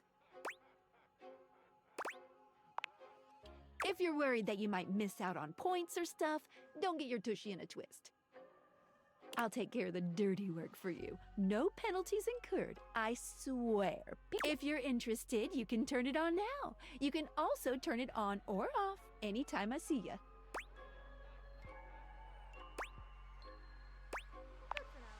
Okay, back to it. There's something crawling up your leg. Don't you feel it? You know it's there. A fly, maybe. Or something else. You know, like, I think Something a little more malevolent, a little more vicious. Crawling up your leg. I don't like how I can actually feel it. Oh. Aren't you going to do something about it? Ah, that's right. You can't move. Now there's another on your arm, and another on your shoulder. Dozens of little prickles across your skin. The prickles turn into punctures. The picture of poison pervading the parts of you keep under the covers. There's an itch by your mouth as one pries open your lips, scurrying down from your cheek. So many little legs. Spiders. Or maybe ticks. Another crawls across the curve of your ear, and you hear it. The scuttling. The buzzing. The sound of your flesh being devoured in a million nanoscopic parts. Whatever they are. They're eating you alive. Trying to put up a tough front, huh? No matter. I'll find out what scares you. In any case, it was simply delightful to meet you.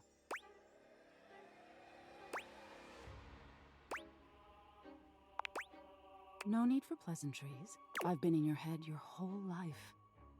Until next time. You'll see me sooner or later. But if you want it to happen sooner, they say coffee at midnight is a good way to invite the darkness in. Sleep with one eye open.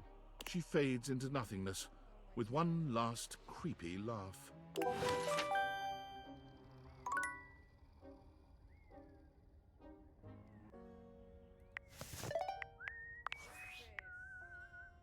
Valdivianites! It's me, your CEO, David Reginald Most. I'm writing to you from the awe-inspiring beige pavilion at the historic Cottonwood Hotel just moments after stepping off the stage at the Valdefest keynote.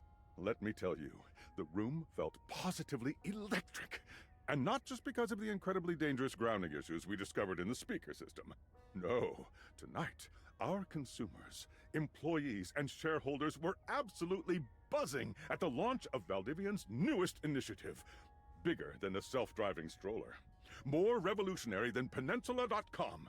Tonight, we unveiled to the world our strategic partnership with the U.S. government's Department of Overseas Violence. While the specifics of this groundbreaking collaboration remain on a need-to-know basis, I'm looking at you, Erwin, in product development. We're confident this partnership between the world's most exciting corporation and the most deadly military on Earth will absolutely thrill, inspire, and delight Valdivian superfans the world over. For everyone who helped produce or even just attended this year's keynote, please find me at the after-party so I can thank you personally. I'll be parked all night next to the Virgin Mojito Bar between the fax machine and the crawfish buffet. Semper Fi!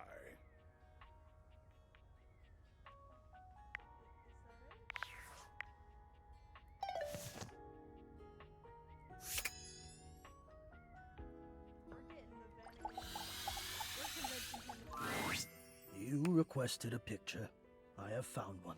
Hector slides a photo through the grate. If that's truly him, he is quite handsome indeed. This is my appearance. You can tell why I did not want to show it to you. I apologize for my appearance.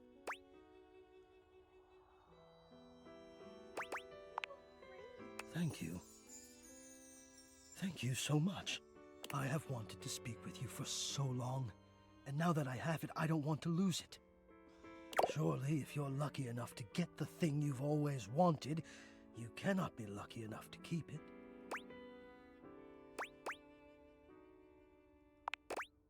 I would lose it if you left.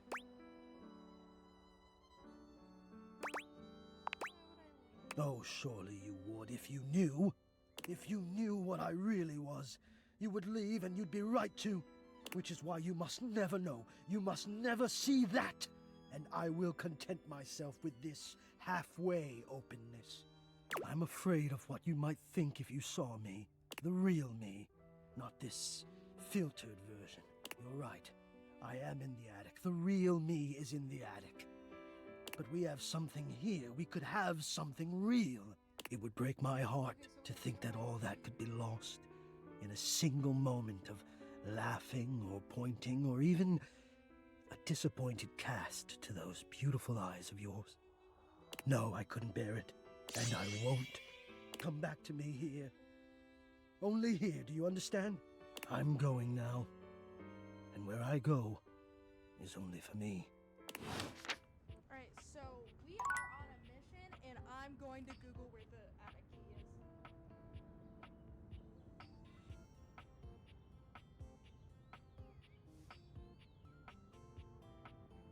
Because I like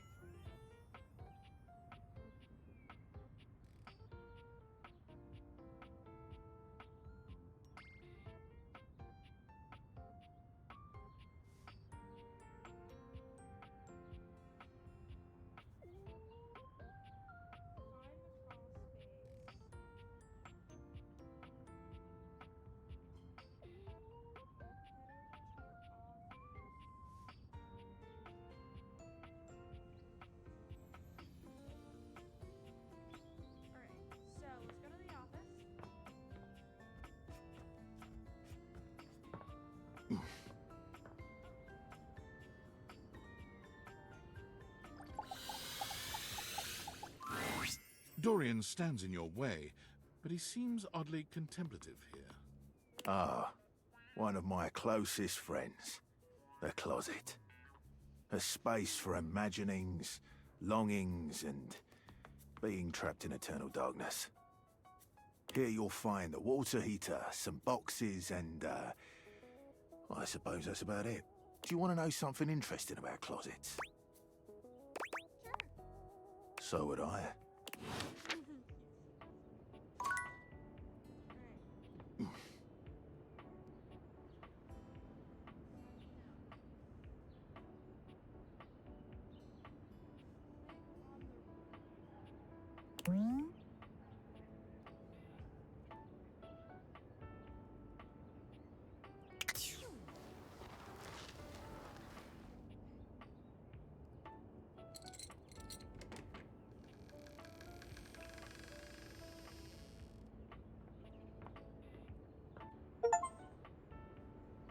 We're entering the crawl space.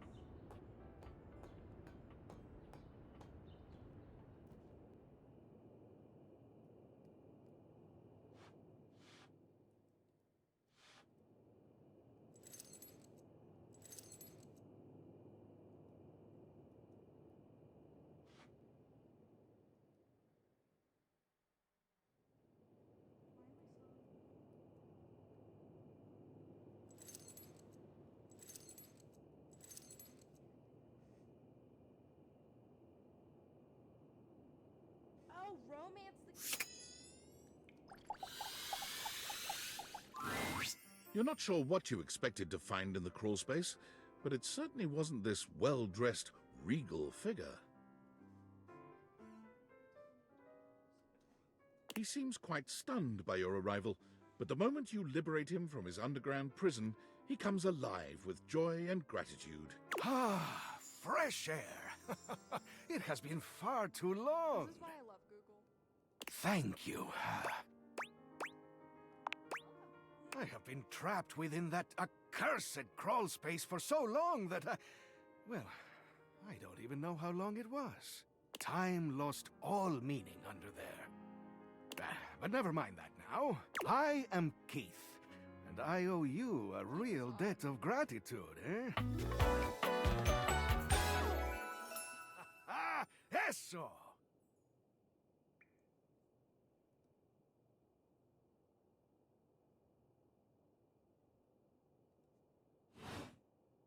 Please tell me, is there anything you're wishing for that I can help you with?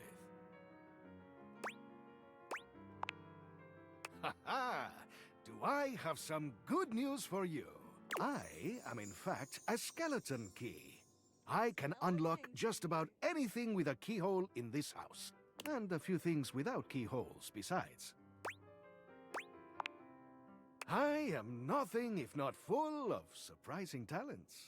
So, Dorian is giving you some trouble, eh? Nice to hear that some things haven't changed while I was gone. Well, fear not. Dorian and I go way back. We were practically made for each other, he and I. If you'll allow me the briefest intrusion into your pocket, I'll gladly accompany you. Without further ado, Keith leaps straight into your pocket.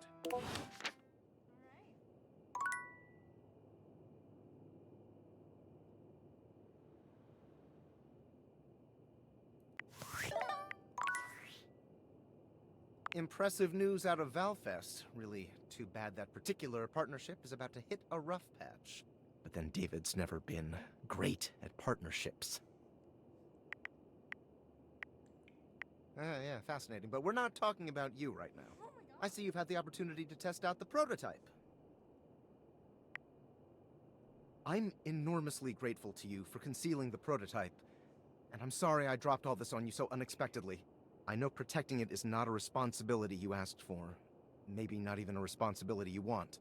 But I had no other choice. Every other Valdivian employee's allegiance was unknowable, except you. I knew you were trustworthy. Your private HR record said as much. Anyway, it's not safe to talk. I will return when the signal is secure.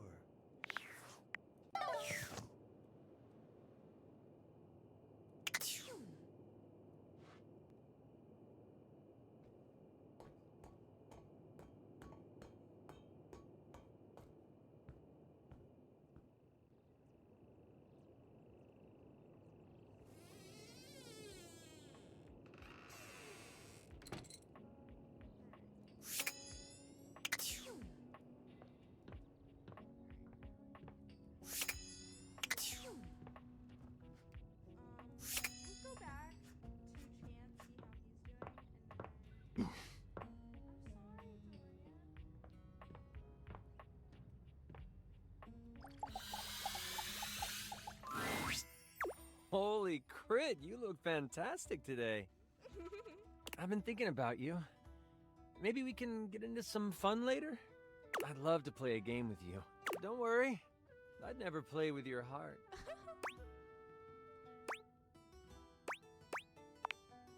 Oh, so many more. So many. But not just yet. I need more inspiration. And the one thing that always helps with writing campaigns is guilt and deadlines. Since I don't have any of those, I might just take a break. Alright.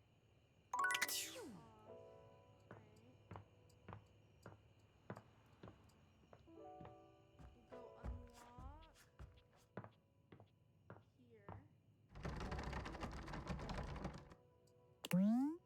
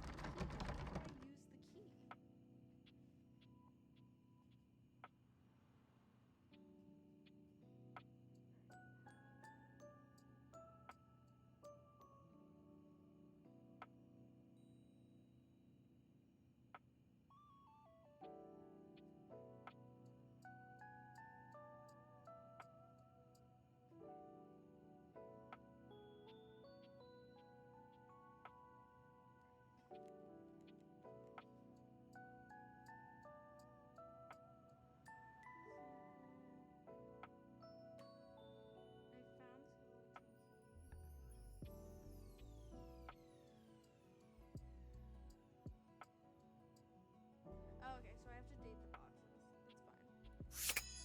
That's fine.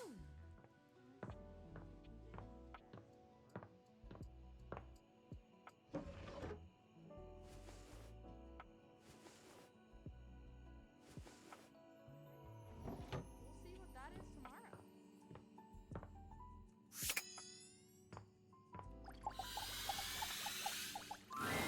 You find the breaker box closed, looking almost abandoned. There is still a loneliness about it, though. The impression isn't lessened by the image of Eddie inside at the bar, twirling a cocktail glass in his hand. Interesting. I thought for sure after yesterday you'd change your mind. But here you are. Again.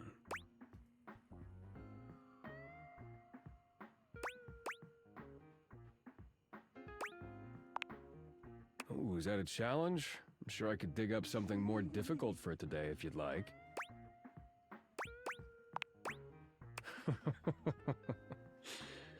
Is that so? I guess only being nearly electrocuted wasn't exciting enough for you. I'll try not to slow you down with safety gloves this time. Immensely. Why don't we start with fixing that loose floorboard, before you trip over it again? Eddie remains a semi-patient, semi-competent teacher, and you help as best you can. You notice he does not leave you alone this time. He won't admit it, but you can feel that he is concerned for your safety. There's a tiny bit of warmth peeking through that cold exterior. Almost done. Hand me the pliers. Whew. It's getting late. I can finish up this set myself. Why don't you go get some rest?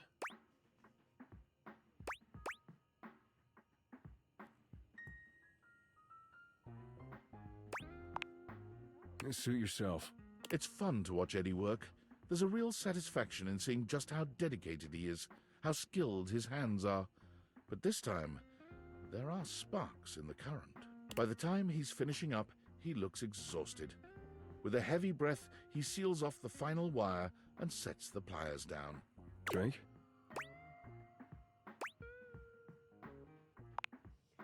I'll make it. With not a wasted movement, Eddie puts together whiskey, egg white, lemon, and sugar into a shaker. Try this. Whiskey sour. Well? Of course it is. It's easy to do what you've always done. Nothing more than that. You've done a decent job the last couple of days. More than decent, actually. Thanks to you, I'm finally caught up on all the big power drains around here. There's still a few things that need to be done, the day-to-day maintenance, but yeah, you did it. Volt and the club should have everything they need for now. But what about me? You came here to help Volt and you did. So now you can get back to whatever it is you do when you're not invading my space. What? Why would you want to do that? I guess because no one has before. Eddie, no! But hey, it's your time. If you want to waste it here, I can't stop you. Something about Eddie's tone. This is more than the usual tired standoffishness. You notice a small tremor in his hand.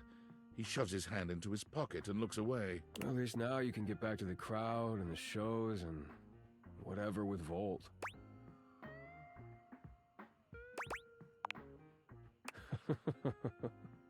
Yeah, Volt always puts on a good show. Who could resist, right? You'll have a good time, I'm sure.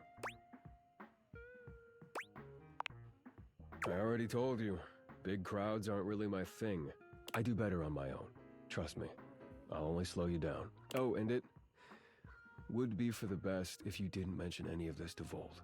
Especially if you want to keep coming around.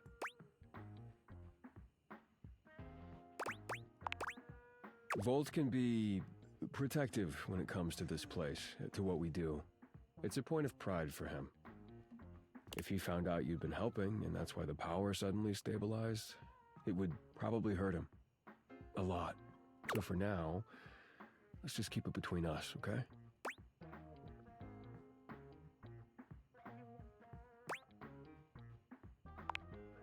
What does that mean?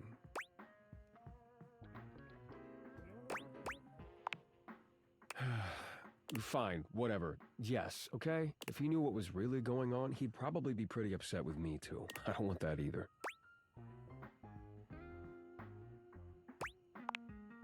Our relationship is complicated. He was there for me during a really dark time. He took care of me. I owe it to him to do the same. Can you help me do that or not?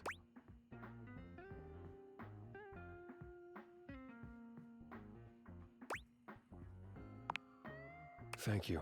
Eddie's exhaustion doesn't lift as you finish your drinks, but through the silence you feel a companionship flourish, quiet though it may be. As you walk out, you can still see the tired, grateful smile on Eddie's face long after you're gone.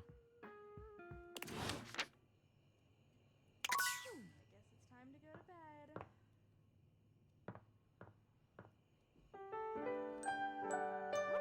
We're almost 3 hours. I love how I haven't awakened all the objects, but I'm like, I like the ones that we're doing now. I want to get like stable relationships with them, but we know what we said.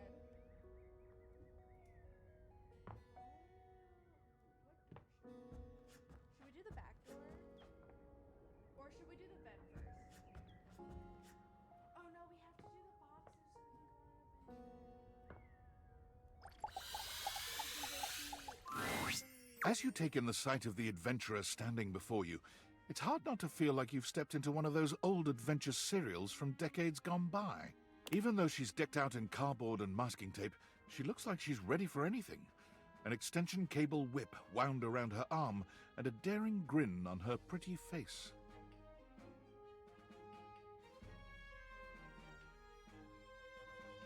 Oh, for God's sake, you're finally here! This is, Pike from Critical Role. I was beginning to wonder and worry, and then I thought, gee, I guess I'll just have to go ahead and do it myself. But that probably wouldn't have been such a bad thing, because let's face it, I'm exemplary. But you're here now, so let's get cracking. I assume you brought your tools and knowledge and probably a snack of some sort? Oh, yes, yes, yes! Well said. Excellent point. Introductions, trite as they may be at times, are a great place to start.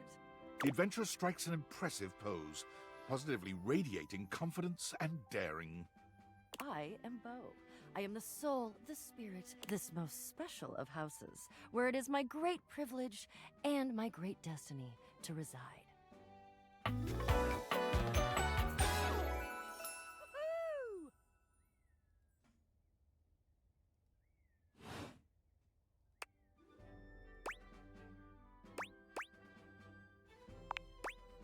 The most special house in the history of houses. You might be able to tell from looking at me, but I am an explorer, an adventurer, a rake, a rogue, a bounder without any of the really unfortunate moral overtones that those words have accumulated over the years. Think fun-loving without the using others for my own gain part?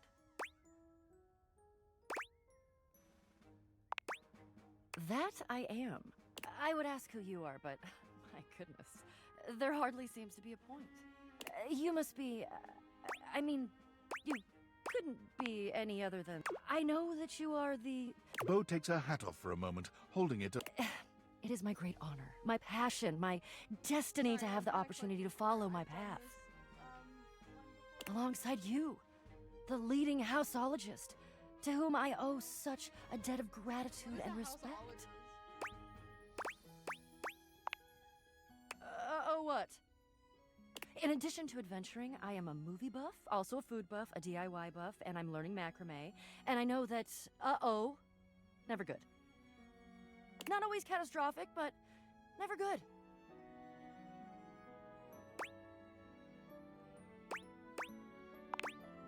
Oh. Oh. Yep. Sounds like was indeed the mot juste. Bo returns her hat to her head, her reverent expression fading into a rather more sour one. Damn it. Ugh. So that means I'm bringing a complete greenhorn on my quest?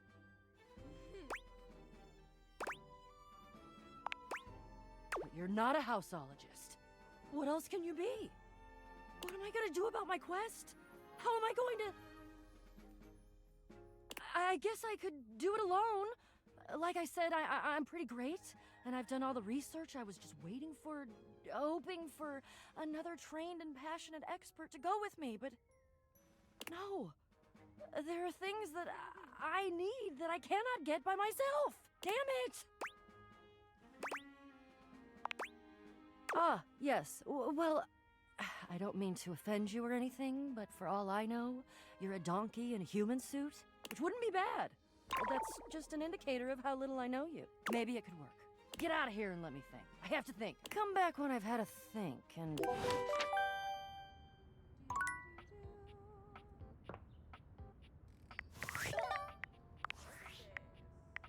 Valdutiantides! Yo, yo! It's your boy, David Most!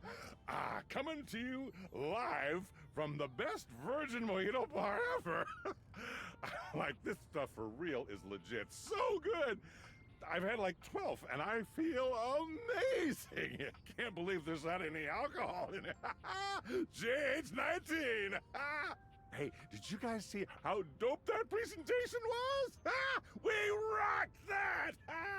Like, people keep saying we're at dire financial straps and need urgent restructuring. Even my dad was like, you're gonna get smoked by your top competitor, Bitewave.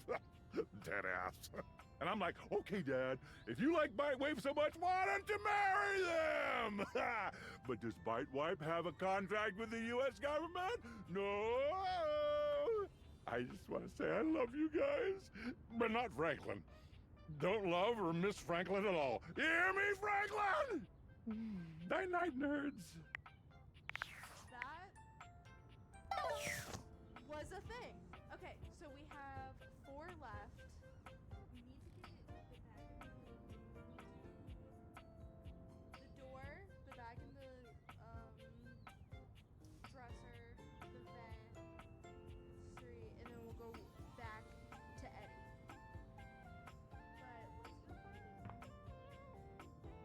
But let's go find Dorian, for once, does not stand in your way. Perhaps even he knows there's no sense in blocking bathroom access. The first floor bathroom. One of the more relaxing places, if I do say so myself.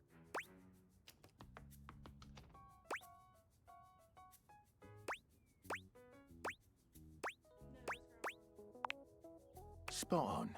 In here resides Barry Styles, your beauty supplies, Amir, the mirror, and Rebel, the rubber ducky. What can I do for you? I've said enough. Alright.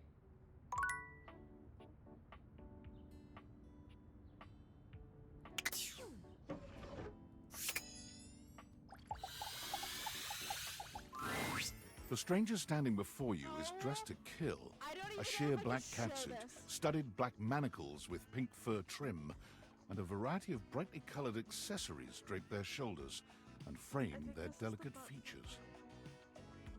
Loneliness has been such a defining factor in your existence over the last few years, you've almost forgotten what it's like to be around others. You've certainly forgotten what it's like to be around someone like this. You almost feel as if you've stepped into a sex shop. There you are. I was beginning to think you'd forgotten me. So Mm-hmm. Cute. I'm Benoit, your partner in pleasure.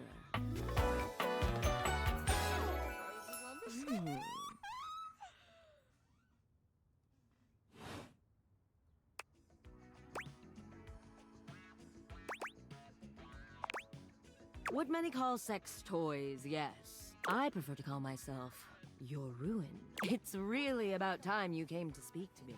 Given the way we met, someone less confident than me might really take it personally.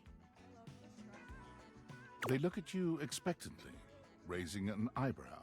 You do remember the way we met, don't you?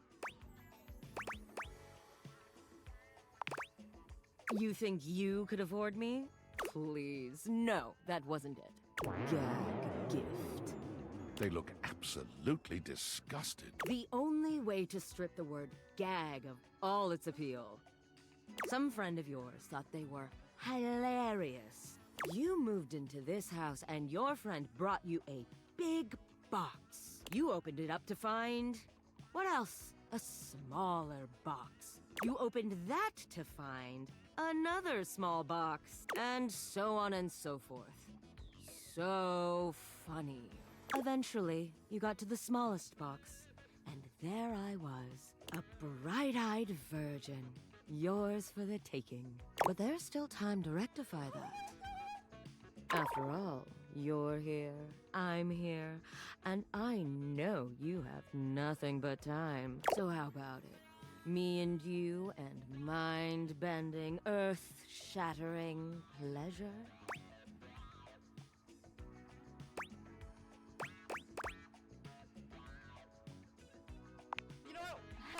I knew you couldn't stay away much longer. Come here.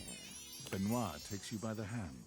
Benoit is everywhere at once, taking your hands and showing you just what to do to blow your own mind. You've never experienced anything like it, and you know you'll never be the same again.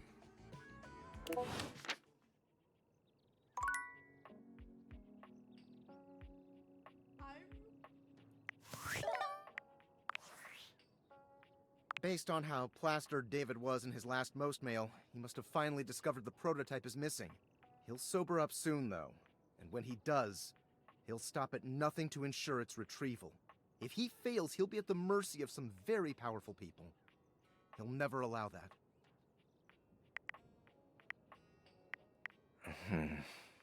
I guess it's imperative that we trust each other, and I've been asking you to trust me without being fully transparent.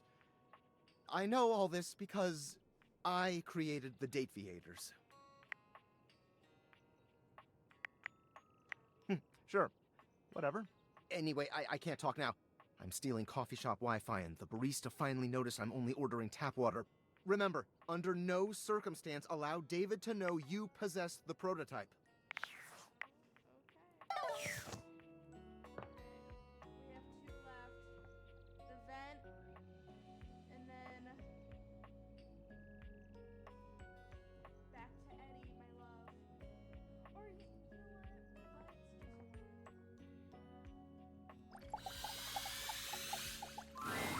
The first word that comes to mind when you see the large cowboy standing before you is solid.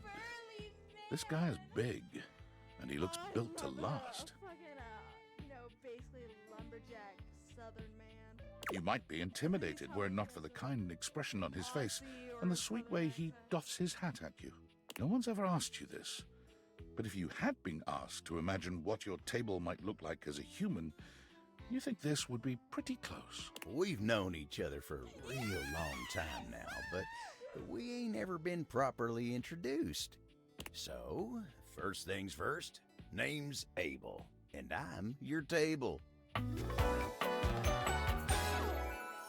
Howdy.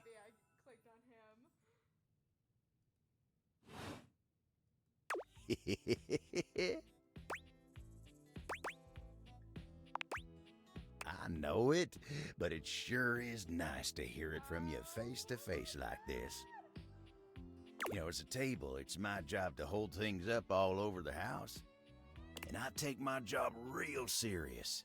So, if you're here talking to me now, you must need something more than just my support.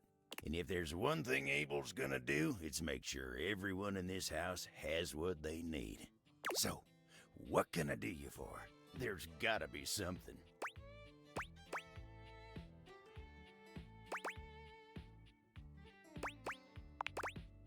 Oh yeah?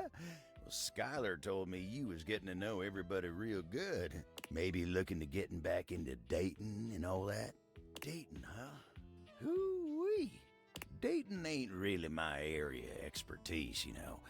Me, personally, I never was one for casual stuff. If you're looking for someone who knows people, though, you might want to talk to Kopi. You'll find her nearby. I guess you could say so. All that talking and whatnot. Trying to fit each other's history into bite-sized portions. Oh, it just ain't my speed. Well, I'm just glad I ain't the only one who feels a little left behind by the whole thing. But don't you worry. Kopi will get you on the right path. Wenda, tell her I say hey when you see her. You take care now. Alright, we're going back to Eddie. My love, my lover. The breaker box is back to its brightly lit and well-populated glory, with its inimitable host standing ready at the door to greet you. Livewire! You look ravishing as usual. Do we have the pleasure of your company for another evening? Be honest, you enjoyed yourself so much last time you just couldn't stay away. Am I right?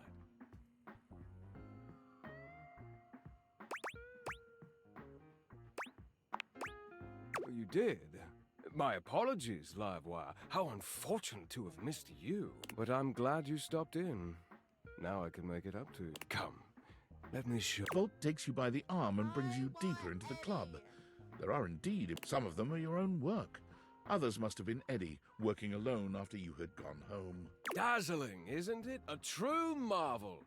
It was luxurious before, of course, but our dear Eddie really outdid himself this day. What do you think? Worth the wait. There are some other upgrades I had done just for you. Volt snaps his long fingers, and on cue, the drifting music changes from the upbeat and swanky to the sensual and slow. He holds... What do you say we enjoy it a little? Care to dance?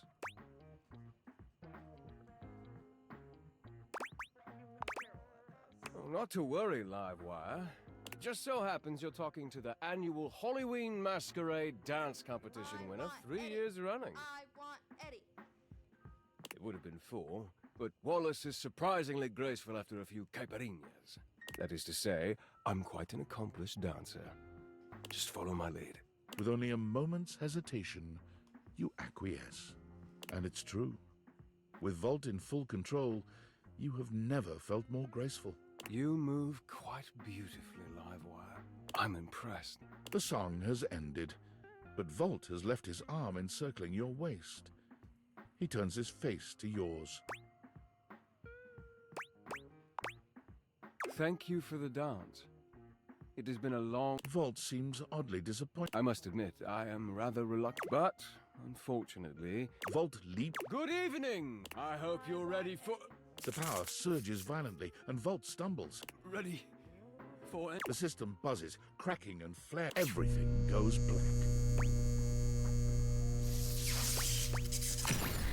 You hear nothing but the panic of the audience, the confusion. You have to stop, Eddie. I can get it back. As your eyes adjust to the darkness, you can make out that you've made it to... Both Eddie and Volt look exhausted. He fiddles with the grid. Stop. Eddie, please. I said no, Volt. Eddie, I can fix this. Eddie, fuck's sake, Volt, I'm not letting you go out, okay? I can't go back to being alone. I can't lose you. You can't keep splitting your... Volt notices your presence and moves to stand. Eddie holds him back. It's fine. She deserves to know. I'm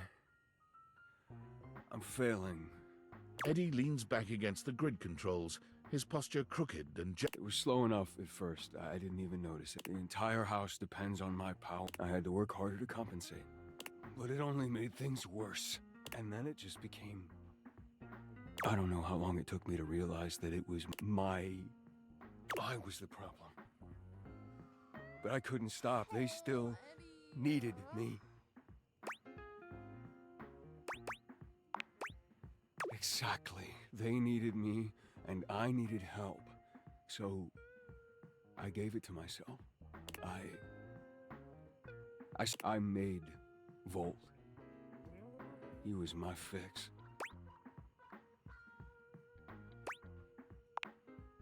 Here, and still perfectly capable of hearing you.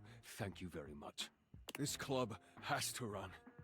Its power, its light and music and heat and energy, it's everything.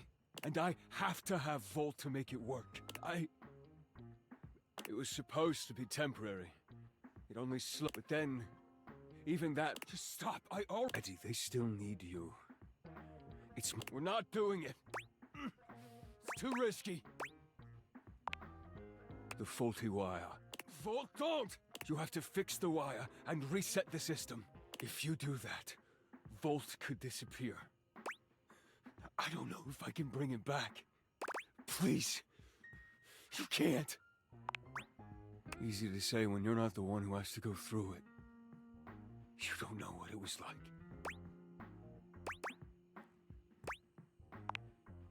It's the only fix left, Eddie. We have to try. Eddie sits there for a long... You remember where the tools are? I'll walk you through what to do.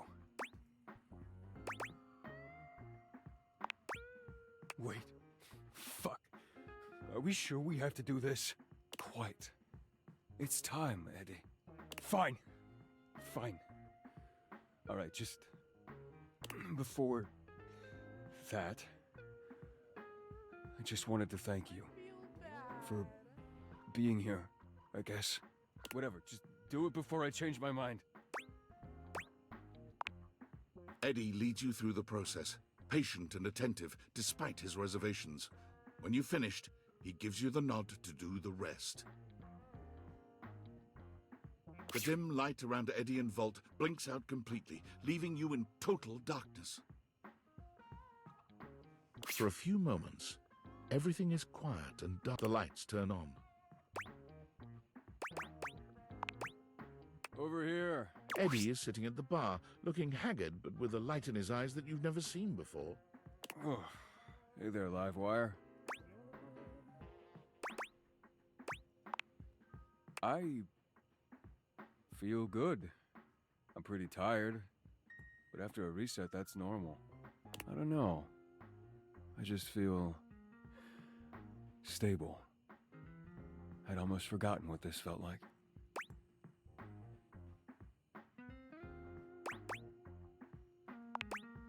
Don't push it. I was holding on so tight to the way I thought things had to be. I didn't realize all that did was trap both of us in a situation that wasn't working. And honestly, I'm not sure I would have ever been able to see it if it wasn't for you. What he means is he's quite taken with you. Vault? We both are. But I'm sure you already knew that. Look at you. As in, do we really have to spell it out?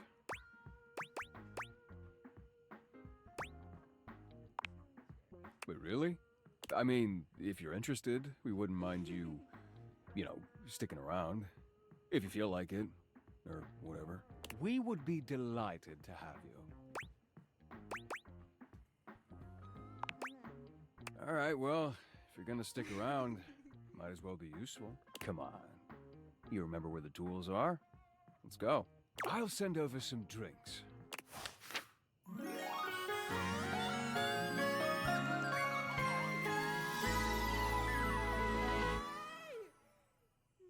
Sorry for the ear rape.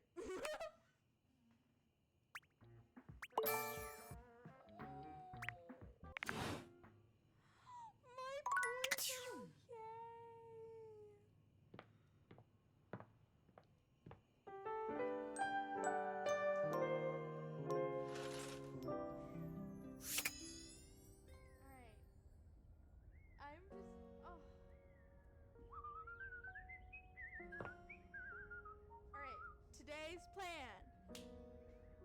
The vent. The adventure. D20 dice. Dorian as always. And the night on Volt and Eddie. So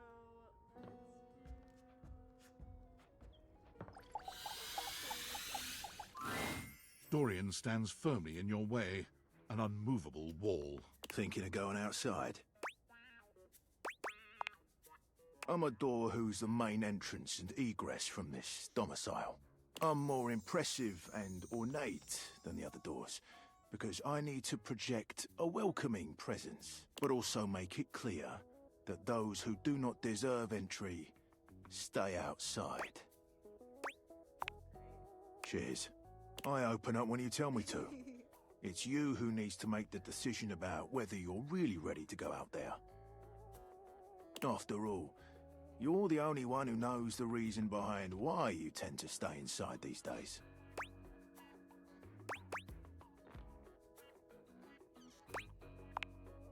On the nose right there. You and me and the glasses can stay inside the confines of this house until you've done all you have. So for now, I'll remind you to keep indoors. Stay safe.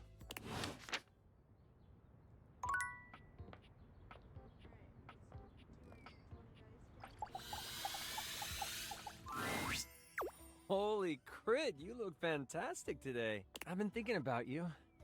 I'd love to play a game with you. But don't worry, I'd never play with your heart. And that's a crit to make me smile.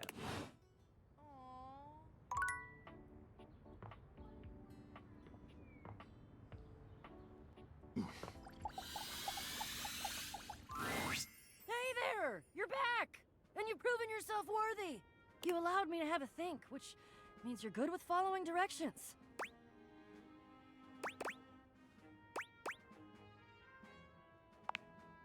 If I promised to?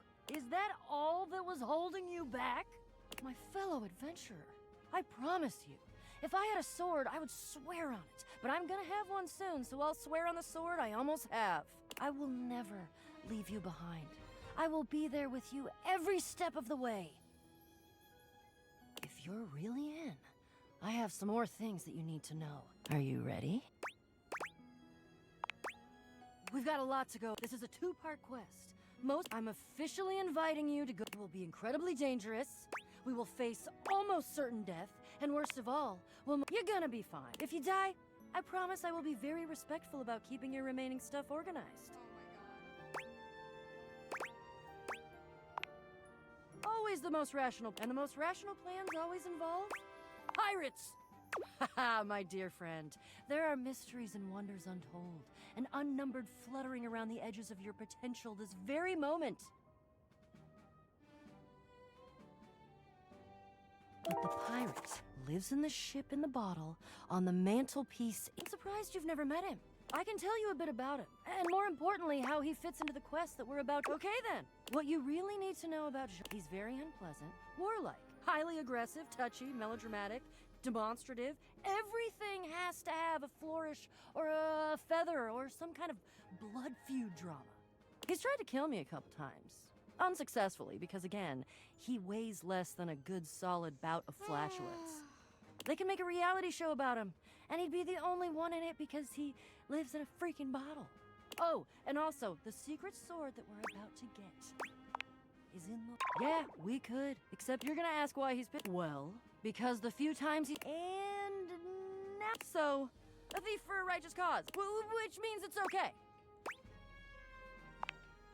No, you don't worry about it, you're right. But Jacques is still a— I think if it's the two of us, maybe you'll make a better first impression. Would be hard not to make it— Are you still in? Phew. Wonderful. Trust me.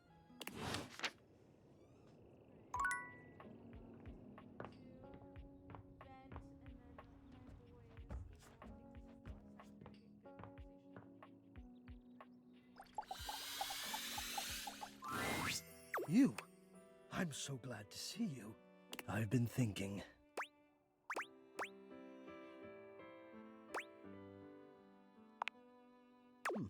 It could be. That wasn't what I was intending to share with you, but you know me by now. Any desire you express, I cannot help but do my utmost to fulfill. If erotica is what you truly desire, then my request of you will have to wait. I have written much in my spare time. It helps to— I require only your presence and your patience to confront a demon. Not to worry, it is an internal demon, nothing of scale and fire, though to me it has felt like that at times. So I ask you, will you help me? Ha! I suppose in a way, from one helper to another then. Here is what I need. I do not let myself be seen. I become quite frightened. I have even been known to become aggressive, if I am seen at all, but most especially without my permission. This has been my way for longer than I care to admit.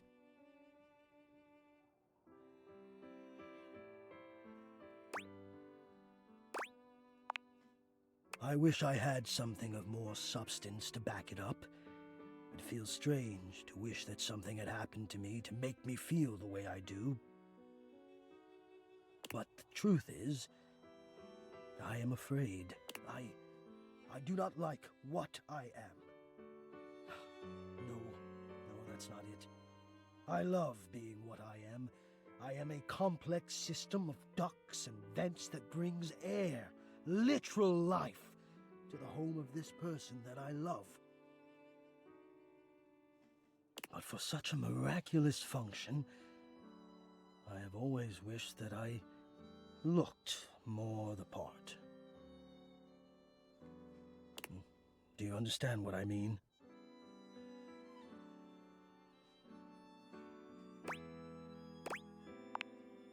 I am both grateful and stunned by how quickly you grasp things. Yes, I do not think the way I... Maybe just I wish I would. Well, I'm sure you're right, but I feel that way all the time. And I don't want to have my fear be the dominant force in my decision-making anymore. I don't think it's a way to thrive. I want more than my fear, so I have to confront the fear, and the only way I can think of to do that is... So, I am inviting you to the attic. I want you to come up, and I want to meet you, and I want you to see... What do you think? Wonderful! Oh, I will see you soon.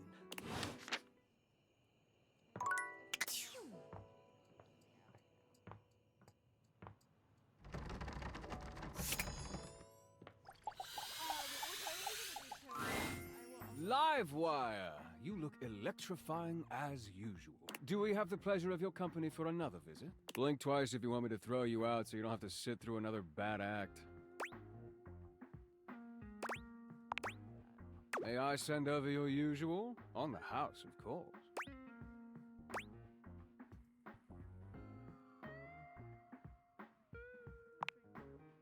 Going easy on me, eh? A hush falls over the crowd. This performance at last won't be a crooning shower. We have Amir and his... Ah, thank you, thank you. It is my pleasure to entertain all you fine things tonight with my incredible and impressive skills. Now, in order to properly demonstrate, I will of course be needing a lovely volunteer from the audience. Let's see. Who should I... Ah, yes, of course. How about you? Do not be silly, Azizam. You will make a fine target. Now get up here. You are embarrassing me. Ah, how about a round of applause for our volunteer? Don't they look lovely? Before we get started, Azizam, could you please inspect my sharps for any faults or trickery? Please, show the audience what you find.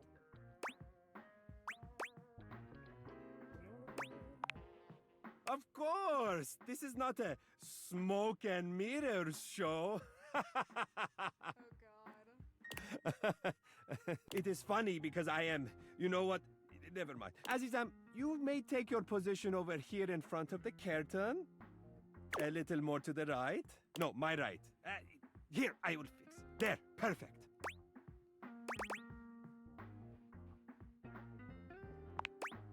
All you must do is stand perfectly still without breathing or moving a single hair on your beautiful head.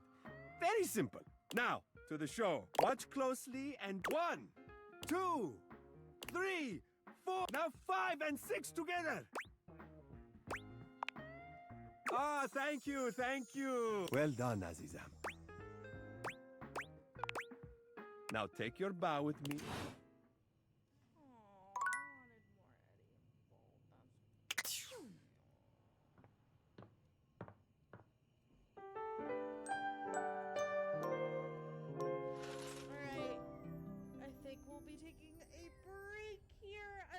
More later.